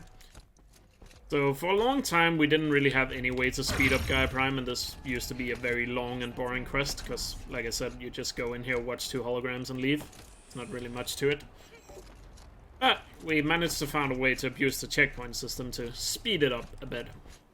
And have some stuff to do while the holograms play. So now we're just gonna work our way to the first hologram. Timing there kind of messes up. It's like I said, the only thing I don't like about the gameplay in this game. I get gameplay in this game is like the best gameplay in any game ever made. Don't at me. But climbing is the one thing I feel like they should improve for a sequel. But everything else is really good in this game. So smooth, so reactionary. Like, I just really love the gameplay in this game, hence why I've been speedrunning it for 2 years, I guess. But it's just climbing is the only thing that's kind of wonky. So right here we're gonna start the first hologram. And if you remember from Gaia, not Gaia Prime, Grave Horde, you don't have to be in the room when the hologram is playing. You can just leave the room and the hologram is still playing, even though you can't hear it. You can see the subtitles, but once we get far enough away, you won't be able to see the subtitles either. But trust me, the hologram is still playing here. So now, the important thing is, now we need to get to the second hologram before the first hologram ends. Don't worry, we have a good amount of time. So you don't technically have to go fast here, but there's a skip that can be a little bit tricky, so... And you don't want to mess it up too much, because then, then you're gonna run out of time and the first hologram is gonna end, and you can't do this trick.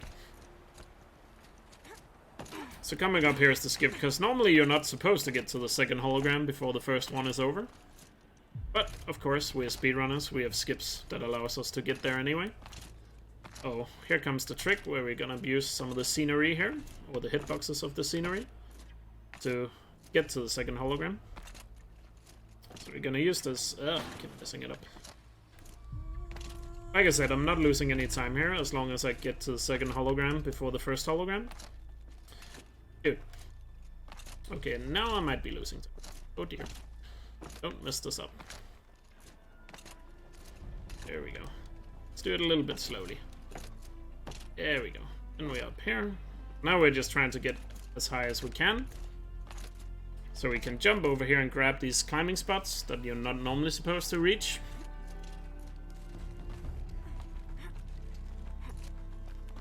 And now we can get to the second hologram before the first one ends. I messed it up a couple of times, but I'm still able to make it. There's a second way you can do that skip, which are a little easier. Because I'm stubborn and I learned that skip first, I used the harder skip. And like I said, it doesn't matter how fast it's done. You just have to activate this before the first one ends. So now both of the holograms are playing. And now we just wait for the first hologram to finish. So if you pay attention to the quest objective that says view the hologram, now we just wait for that to get crossed out, and we can restart from save. So the problem with the holograms here is that after each hologram you have to talk to silence in order to progress. So that's why you can't just activate both of them and wait them out. So there, the first hologram finished. Even though we couldn't see it, we know it finishes because the objective changed. So we restart from save. And because the first hologram ends, that puts our checkpoint back at the first hologram, so we can talk to silence here. That's... She doesn't... If it... So now we're done with the first hologram, and because the second hologram was activated, the game now puts our checkpoint back to the second hologram. So when we restart from save, we're now back at the second hologram, which we then have to watch. And that basically eliminates the travel time you normally would have to do to go between the first and second hologram. So it basically saves like a minute doing that. But we still have to listen to Ted here. To alarm you, but I need you to listen, okay? To what I'm about to say. You can grab some ammo while Ted talks. Get it? It's a TED talk. Ba-dum-tsh. Okay, I'll let myself out. Sorry. See, please. Anyway. Stop trying to access the system, okay? So this cutscene right here is why people really don't like Ted Farrow. I said stop trying to 'Cause, access the goddamn system. Obviously, he was the guy that started the apocalypse, because he created all the Deathbringers, I or the can't military AI robots that started the apocalypse. Those innocents. Those blameless. And the reason why we have no knowledge of the past Give them after the apocalypse here, and like Aloy's timeline, Ted. is because of what Ted did, About this is before. doing in this hologram. Apollo has 3,000 plus fail-safe conditions. It's not a gift, it's a disease. Because it was planned that the humans, after the apocalypse, was gonna have all the knowledge from the, Disease? No. from our time, If so they could rebuild the world based on that. Need to be like this. it already is, But Ted destroys Apollo, which is basically the Wikipedia of all knowledge. Or basically Wikipedia, so there's no knowledge left for when people respawn. Or comes out, I guess. I don't know what word to use. But protect innocence. but you could kind of see Ted here as the villain, because he does that. And now he also kills all these guys, so they can't recreate Apollo.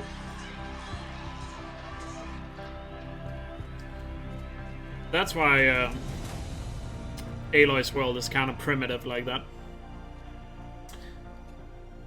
But you could also choose to view it as Ted started the apocalypse because of the knowledge he had to create those AI robots. And he believes, from Ted's point of view, and this is what I like to believe, is that from Ted's point of view, he didn't see himself as the one that started the apocalypse. He sees it as, with the knowledge the human race had, it didn't matter who started the apocalypse, because it was bound to happen anyway because of the knowledge we have. Try not to fall to your death. The master So that's why he wants to destroy the knowledge, so that the new generation won't spawn and just make the same mistake again. So if you look at it like that, it puts a better element to what Ted does.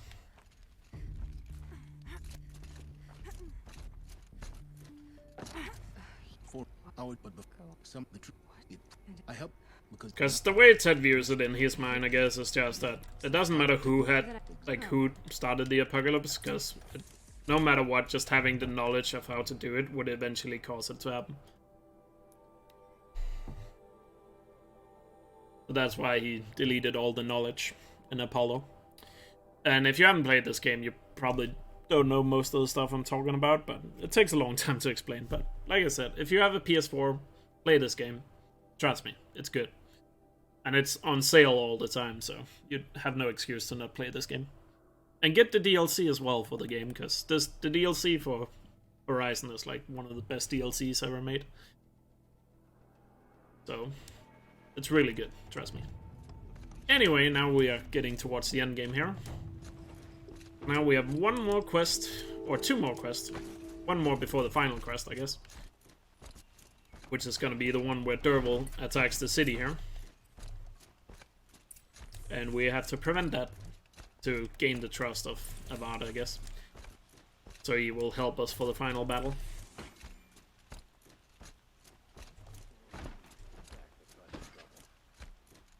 The first thing we have to do is, of course, get here to these guys to start the quest. I'm glad she will tell him what.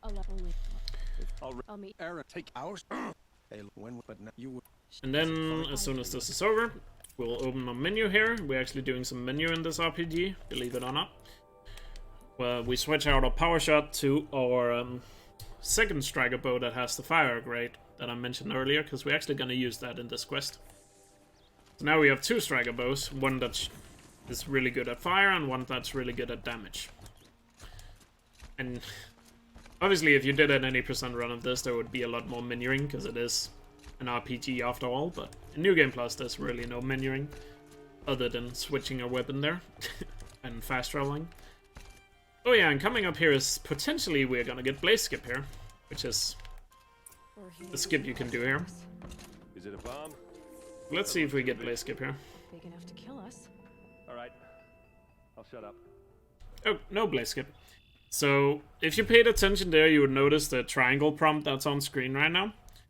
That kind of blinked for like 1 or 2 frames. If you manage to press triangle during those 1 or 2 frames it's active, you would be able to open this door, and then you could press triangle, do the second prompt as well on the barrels next to Aloy. But like I said, it's 2 frame perfect inputs back to back. And basically, if I had gotten it, that dialogue right there we would have skipped that. But it's very hard, like 2 frame perfect inputs back to back. And the second one, you have to move while pressing triangle. Plus, there's no cue for when you're supposed to press it, so the second one is pretty much just a blind guess. The good thing about it, though, is you can mash triangle if you want to, but you still need to be mashing like 30 times a second to make sure you hit it. And as far as I'm aware, no human can press 30 times a second on a controller. Might be some StarCraft player that can do something close to that, but maybe not. Anyway, moving on, now we're gonna chase Dervil here into the palace, and then we're gonna fight him and his Glinthawks. And Glinthawks are the most annoying machine in this entire game. Because machines that fly around are basically just a pain, because obviously, like I said earlier, a stationary target is always better than a moving target. And when that target is flying as well, that's just even more of a pain to deal with. First, we're just gonna triple shot Dervil there, that's enough to kill him. Then we're gonna finish off his henchmen here. There's 2 of them, 1 down each staircase. Then as soon as they're dead, the Glinthawks are gonna spawn. Switch to the fire arrows and my firebow to set these guys on fire, because that's gonna drop them to the ground, making them a lot easier to kill, because then I can finish them off with 2 bombs. After the first 2 Glinthawks are done like that, the next 4 is gonna fly in from the city. And we're gonna try to set them on fire as well, so we can take them down.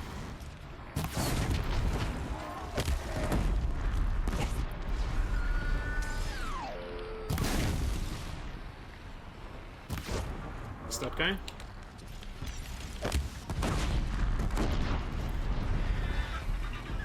There's this guy.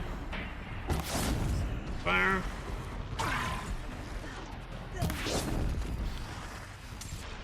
And there's actually a way to make this quest even more annoying. Oh, he landed way too far away. Gonna have to shoot him down again.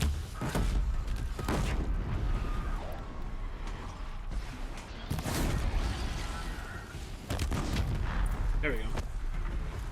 Trust me, that can look a lot better. That was actually not a clean fight, even though it might look like that.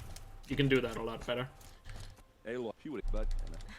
But if you want to make that Glinthawk fight there a lot more annoying, we have a speedrun category called Spear Only, where you're only allowed to use the spear or melee attacks on the entire run. Now imagine fighting those Glinthawks with only melee attacks. That is even way more annoying.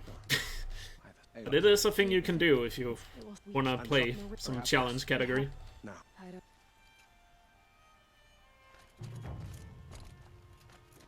But we do have a spear-only category in Horizon, where those Glinthawks are like an even bigger pain to deal with. Quietly does it. And now we are setting up here for the final quest of the game, which is coincidentally also the longest quest in the game. So there's like 3 parts to it. Fast travel back into Meridian, because it's faster than walking.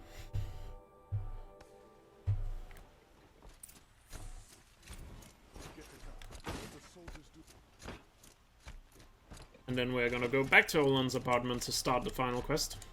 Some optional things you could do here. You could visit the 2 sites before starting the final quest, but that is optional, so we're not gonna do that. It takes way too much time. So now let's go to bed here. That starts the final quest. First, there's gonna be an unskippable cutscene here after we skip these first 4. And then this cutscene here is unskippable before we are gonna fight Helis here. And Helis is quite a tough fight. It's gonna be very fast if it goes well, but it's very easy to mess up this fight. So Helis is the big dude we saw back at the Sun Ring, the guy that also is the voice of Winston in Overwatch. I don't know, people always point that out. But the way we're gonna do it, we're gonna run up a staircase to get to him as fast as possible. Then we're gonna try to freeze him without taking too much damage. And then get 2 headshots on him with triple shots with the bow. That's the way you kill him. Now, the reason why it's really tricky is because he has a lot of enemies or other Eclipse soldiers around him. And they can do quite a lot of damage. Plus, he also shoots fire bombs himself. And if you stand in the fire, you take a lot of damage. So you just have to avoid taking a lot of damage and then try to kill him as quickly as you can. And also, as Seth just pointed out in the chat, we're gonna get a very intimidating upskirt shot on Helis here in a second. Because, I don't know, it's very intimidating to look up somebody's skirt, I guess. All of you, be ready to fire. So right here, all the machines are attacking and setting up the final quest, where Hades, the evil AI, is coming to the takeover. I guess I haven't even... Here comes Helis and his upskirt shot.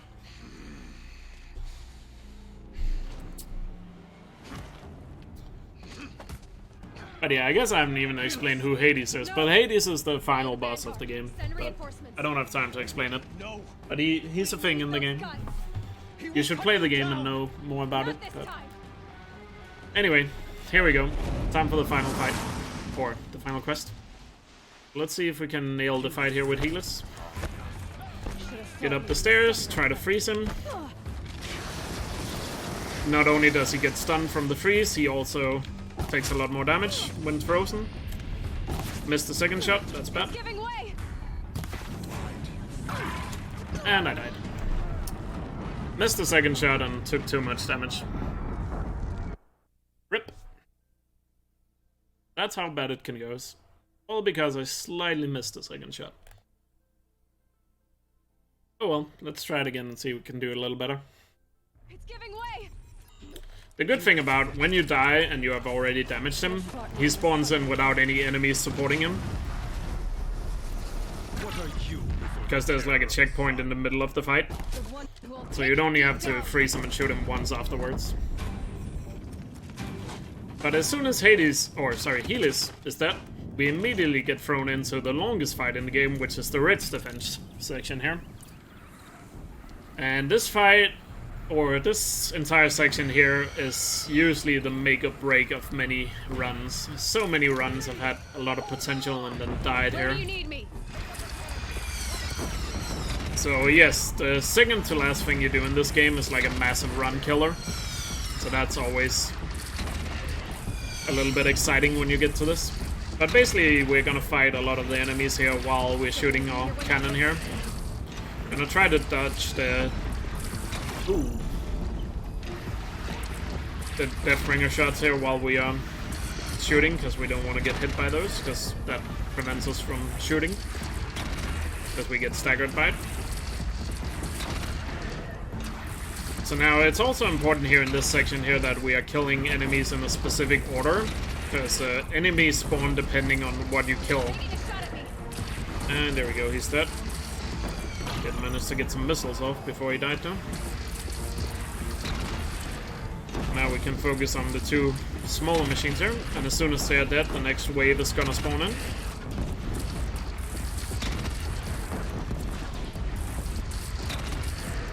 This guy is kind of behind cover, which is really annoying. This is very slow. Because I didn't kill the first Deathbringer fast enough. Those guys managed to get... Or that guy managed to be behind cover when I finally got to him. So now I just want to keep shooting here at the second Deathbringer here until a specific dialogue happens. So I'm just listening in for when that dialogue happens. Because the Deathbringers here are scripted to not shoot at you. So like the first part, except for that can happen. But the missiles are not going to come until Aloy says that voice line right there. So as soon as she says that, I'm going to go over here and focus on the smaller machines. That way the Deathbringer shouldn't hit me while I'm finishing off these guys.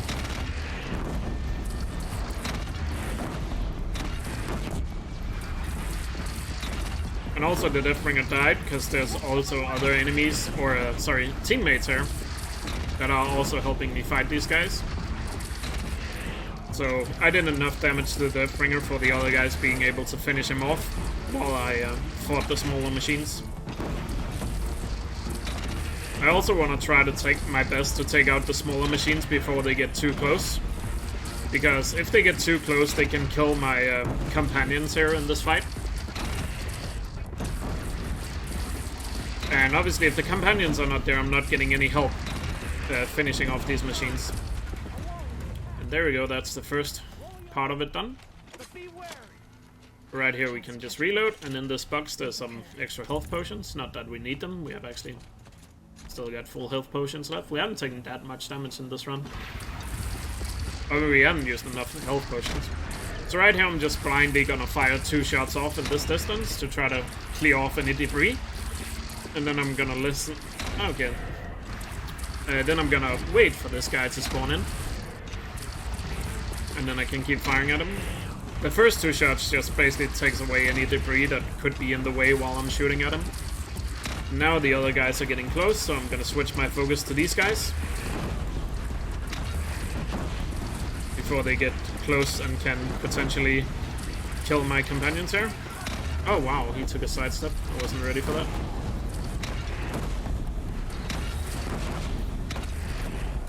Could you die? Thank you. Keep focusing on the smaller machines. And then back to the Deathbringer. And then hopefully I can kill this Deathbringer before the Glinthawk spawn, which is the next wave. Also killing the small machines right there spawns the Glinthawks. So that's why I focus on the small machines as well before the Deathbringer. Because then the Glinthawks are going to be close to me now.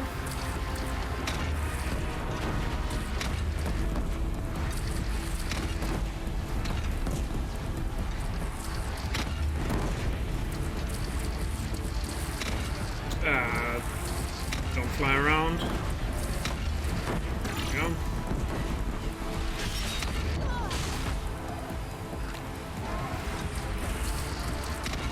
There we go.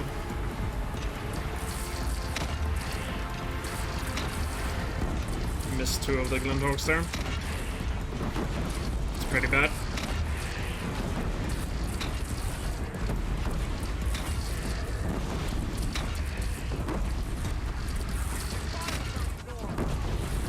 Messed up the Glinthawks there, that sucks. Because that means I couldn't shoot on the last Deathbringer before these guys got close. Which I preferably wanted to do, of course. There we go, they're dead. Now I focus on the Deathbringer here before the Stormbird spawns. And the Stormbird is the most annoying thing ever, because, again, flying target is hard to hit. And he can also do attacks that are gonna stun me, so... let's hope he's not going to be too much of a troll here.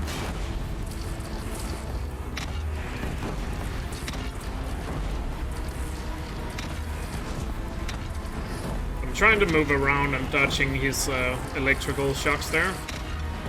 While I also try to not get hit by the Deathbringer. But I can't see the Deathbringer missiles. I'm low on health. Shit.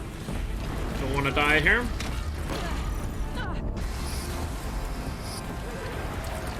Trust me, you do not want to die. Okay, the Stormbird is down. That's very good. It was a very clean kill on him. He didn't stun me, so I didn't have to switch platform. Because if he stuns you, you have to switch platform, because otherwise you can't pick up the cannon again. And you really don't want to die to that Stormbird there, because if you die to him, that loses you like 3 minutes. So that's not what you want to do. And there we go, they're dead. Not the best fight I've ever done there, but still okay. And looking at the time right now on the screen, I think we're still, even though the run hasn't been pretty, I think we're still gonna get sub 2 hours.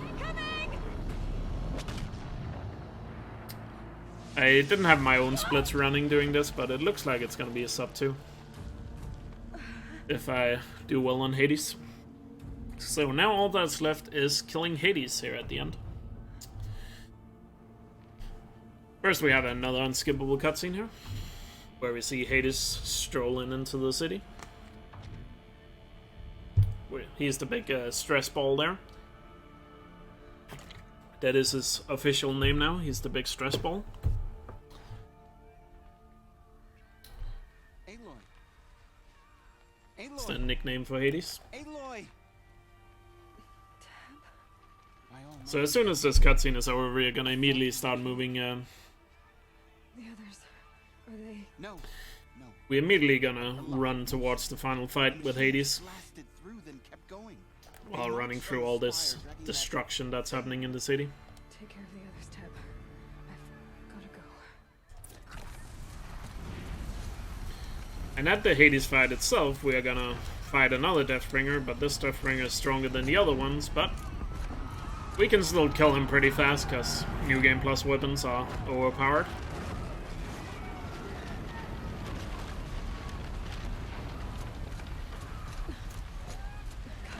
The fight is a lot longer in any percent. And any percent run of this game on Ultra Hard is about an hour longer, if you want an idea of how much slower it is to do any percent. Because like I said, if you do any percent on Ultra Hard difficulty for this game, pretty much everything will kill you in one shot, because you're just that weak.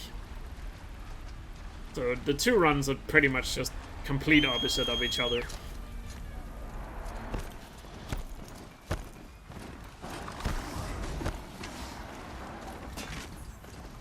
So like the Hades fight coming up here, on New Game Plus this fight takes like 20 or 30 seconds once the fight starts. And on Ultra Hard, any percent, the fight takes like 2 or 3 minutes. So if you want to get an idea of the difference between those two, you can think of that.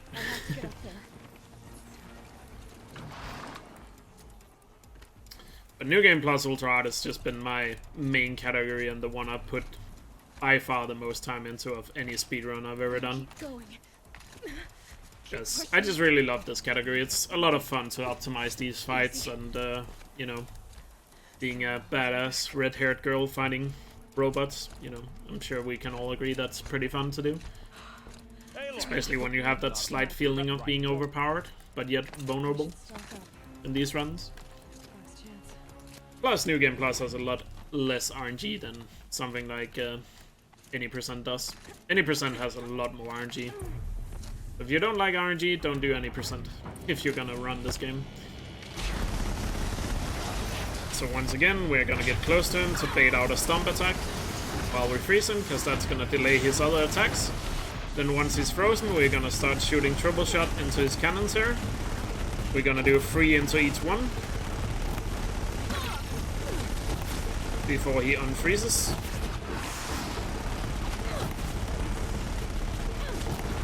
Another one should finish him. There we go. That's Hades dead. And time is coming up, by the way. Time is now. I forgot to point that out, sorry. But yeah, time ends when you press triangle there to kill Hades. Sorry for not giving a heads up, I forgot. But that's GG. And let's see. I can see the time here if you didn't pause it in time on my screen. Let's see, yeah, it was a 1:59:32. Sorry for not giving the heads up. But looking at the Steam, it was a 1:39:52. Or 32, my bad. I just posted it. But sorry for not getting the heads up. But that's a pretty good run. Sub 2 hours is nice. Master override activated. So yeah, this is Horizon Zero Dawn. Also a thing I can just quickly point out, I use an SSD in my PS4, so I have a lot faster loads than the average person in this game. But if you want to run this game, you don't need an SSD, because we officially time the game using loadless time.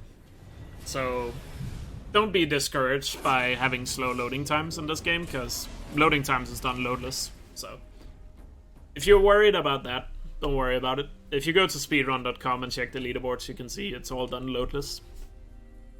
So, yeah. And I guess I could ask now, since we ended like 5 minutes under estimate. Since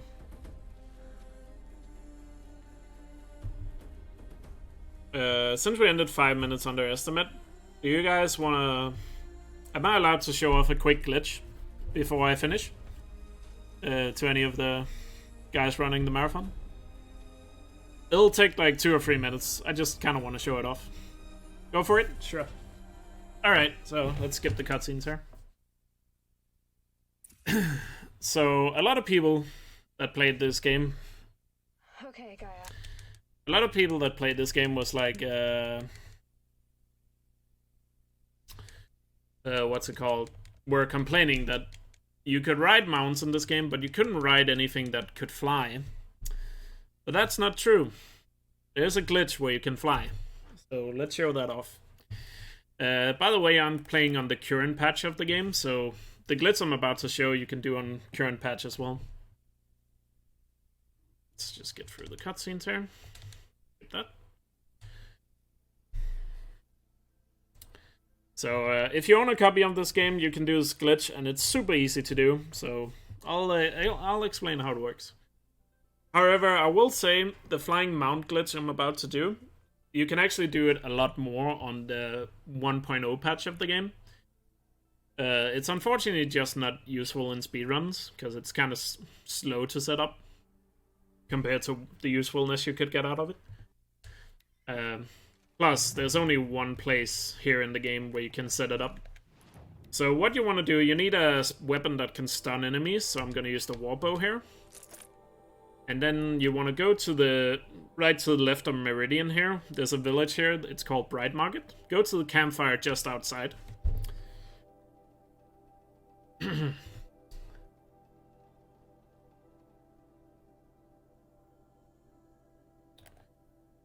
So now we're just outside Bright Market here. So normally in the game, like I said during the run, you're not allowed to get a mount inside a settlement.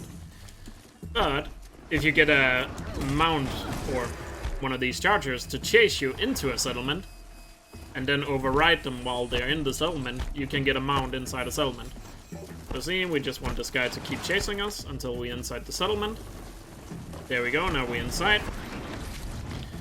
Then we're gonna use a bow here to stun him. That's gonna allow us to override him. This guy could be a bit of an issue. Let's just stun this guy as well. There we go. Because now they're stunned and they're inside the settlement, I can then override him to turn him into a mount. Okay, I need to make sure one of these guys gets separated from the pack so I can override. There you go. Now please don't attack me, be nice. I'm trying to do educational stuff here. Anyway, now he's inside the settlement and I override him, so now I have a mount inside a settlement. Now what you want to do is take this mount to the very back of Bright Market here. Back to the back corner here, so I'm just going to show it on the map. Go to this building in the back corner here on the map. And then when you get to this point, you slow down. I recommend you slow down. You can do this fast as well, but it's a lot more consistent if you ride the mount at a very slow pace. So you want to walk up this ramp and then go up the staircase here. And then once you're up the staircase, you want to go to the right and just walk through the door. The door here doesn't have a solid hitbox when you're on a mount. Don't ask me why, it just doesn't. Shit, oops. I clipped under the map, that sometimes happens. So we have to do it again. I did this yesterday as well. Alright, get rid of that mount and then quickly fast roll back. Sorry, I messed it up the first time. I clipped out of bounds instead. That is not what's supposed to happen, but yeah, you can clip out of bounds, or clip below the map like that. Alright, so let's quickly do this again. This time I'm gonna do it without explaining, so a little faster. Get a mount, chase him in, get him to chase you inside the settlement. Load up your bow so you can stun him. Come on. Come on. Charge me. There you go. That's a good boy. Little fella now. That should be good enough, hopefully. There we go. Now override you before the others. Please don't hit me, please don't hit me. I'm trying to override your friend. Thank you. Ow. Alright. Now we have a mount. Now let's go back to the spot I just showed. And this time, Hopefully it works this time, otherwise I guess I'm not gonna show it off. But let's see here. So again, walk slowly. And by the way, another reason why it's not used in runs, it's very inconsistent, as you can tell. There's a lot of RNG to this. Like, not only getting a mount in here, but also not clipping out of bounds. So yeah, walk slowly up here and then walk through the door. The door has no hitboxes when you're on a mount, because you're not supposed to have a mount inside here. Oh, there we go. And right through the window here. No! Messed up. I think I started sprinting a little too early there. But that was kind of how it was supposed to be. Let's try again. So you see the mount when you walk through the door, he kind of takes a step up. If you see that, you probably have done it correctly.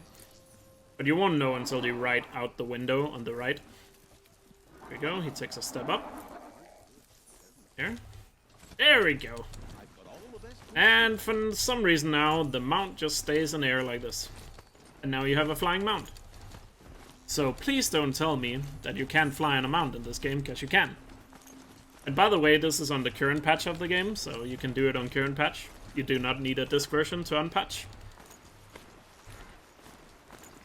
And another thing with this thing here is you can do it a lot more on patch 1.0 of the game. So if you do have a disc version and you can unpatch to 1.0, there's a lot more places you can do this throughout the game. But the problem with patch 1.0 is on patch 1.0 the game crashes like every 20 minutes or something like that, so it's really not viable. But there's a lot more glitches in this game on 1.0, but there's a reason why there was a day 1 patch for this game, because like I said, it crashes every 20 minutes. But yeah, if you want to have some fun with this glitch, try it out for yourself. And also a thing I just want to show you, because a lot of people wonder what happens if you jump off. So basically what happens is Aloy is gonna fall to the ground. Like so. But the mount stays in midair. You can even shoot him to make him aggressive. But now he's no longer my mount, but he still stays in midair. And obviously he can't spot me, because I'm like underneath him. And also if you touch anything while you're flying... See, now he's staring at me. If you touch anything while he's flying, you're gonna fall to the ground.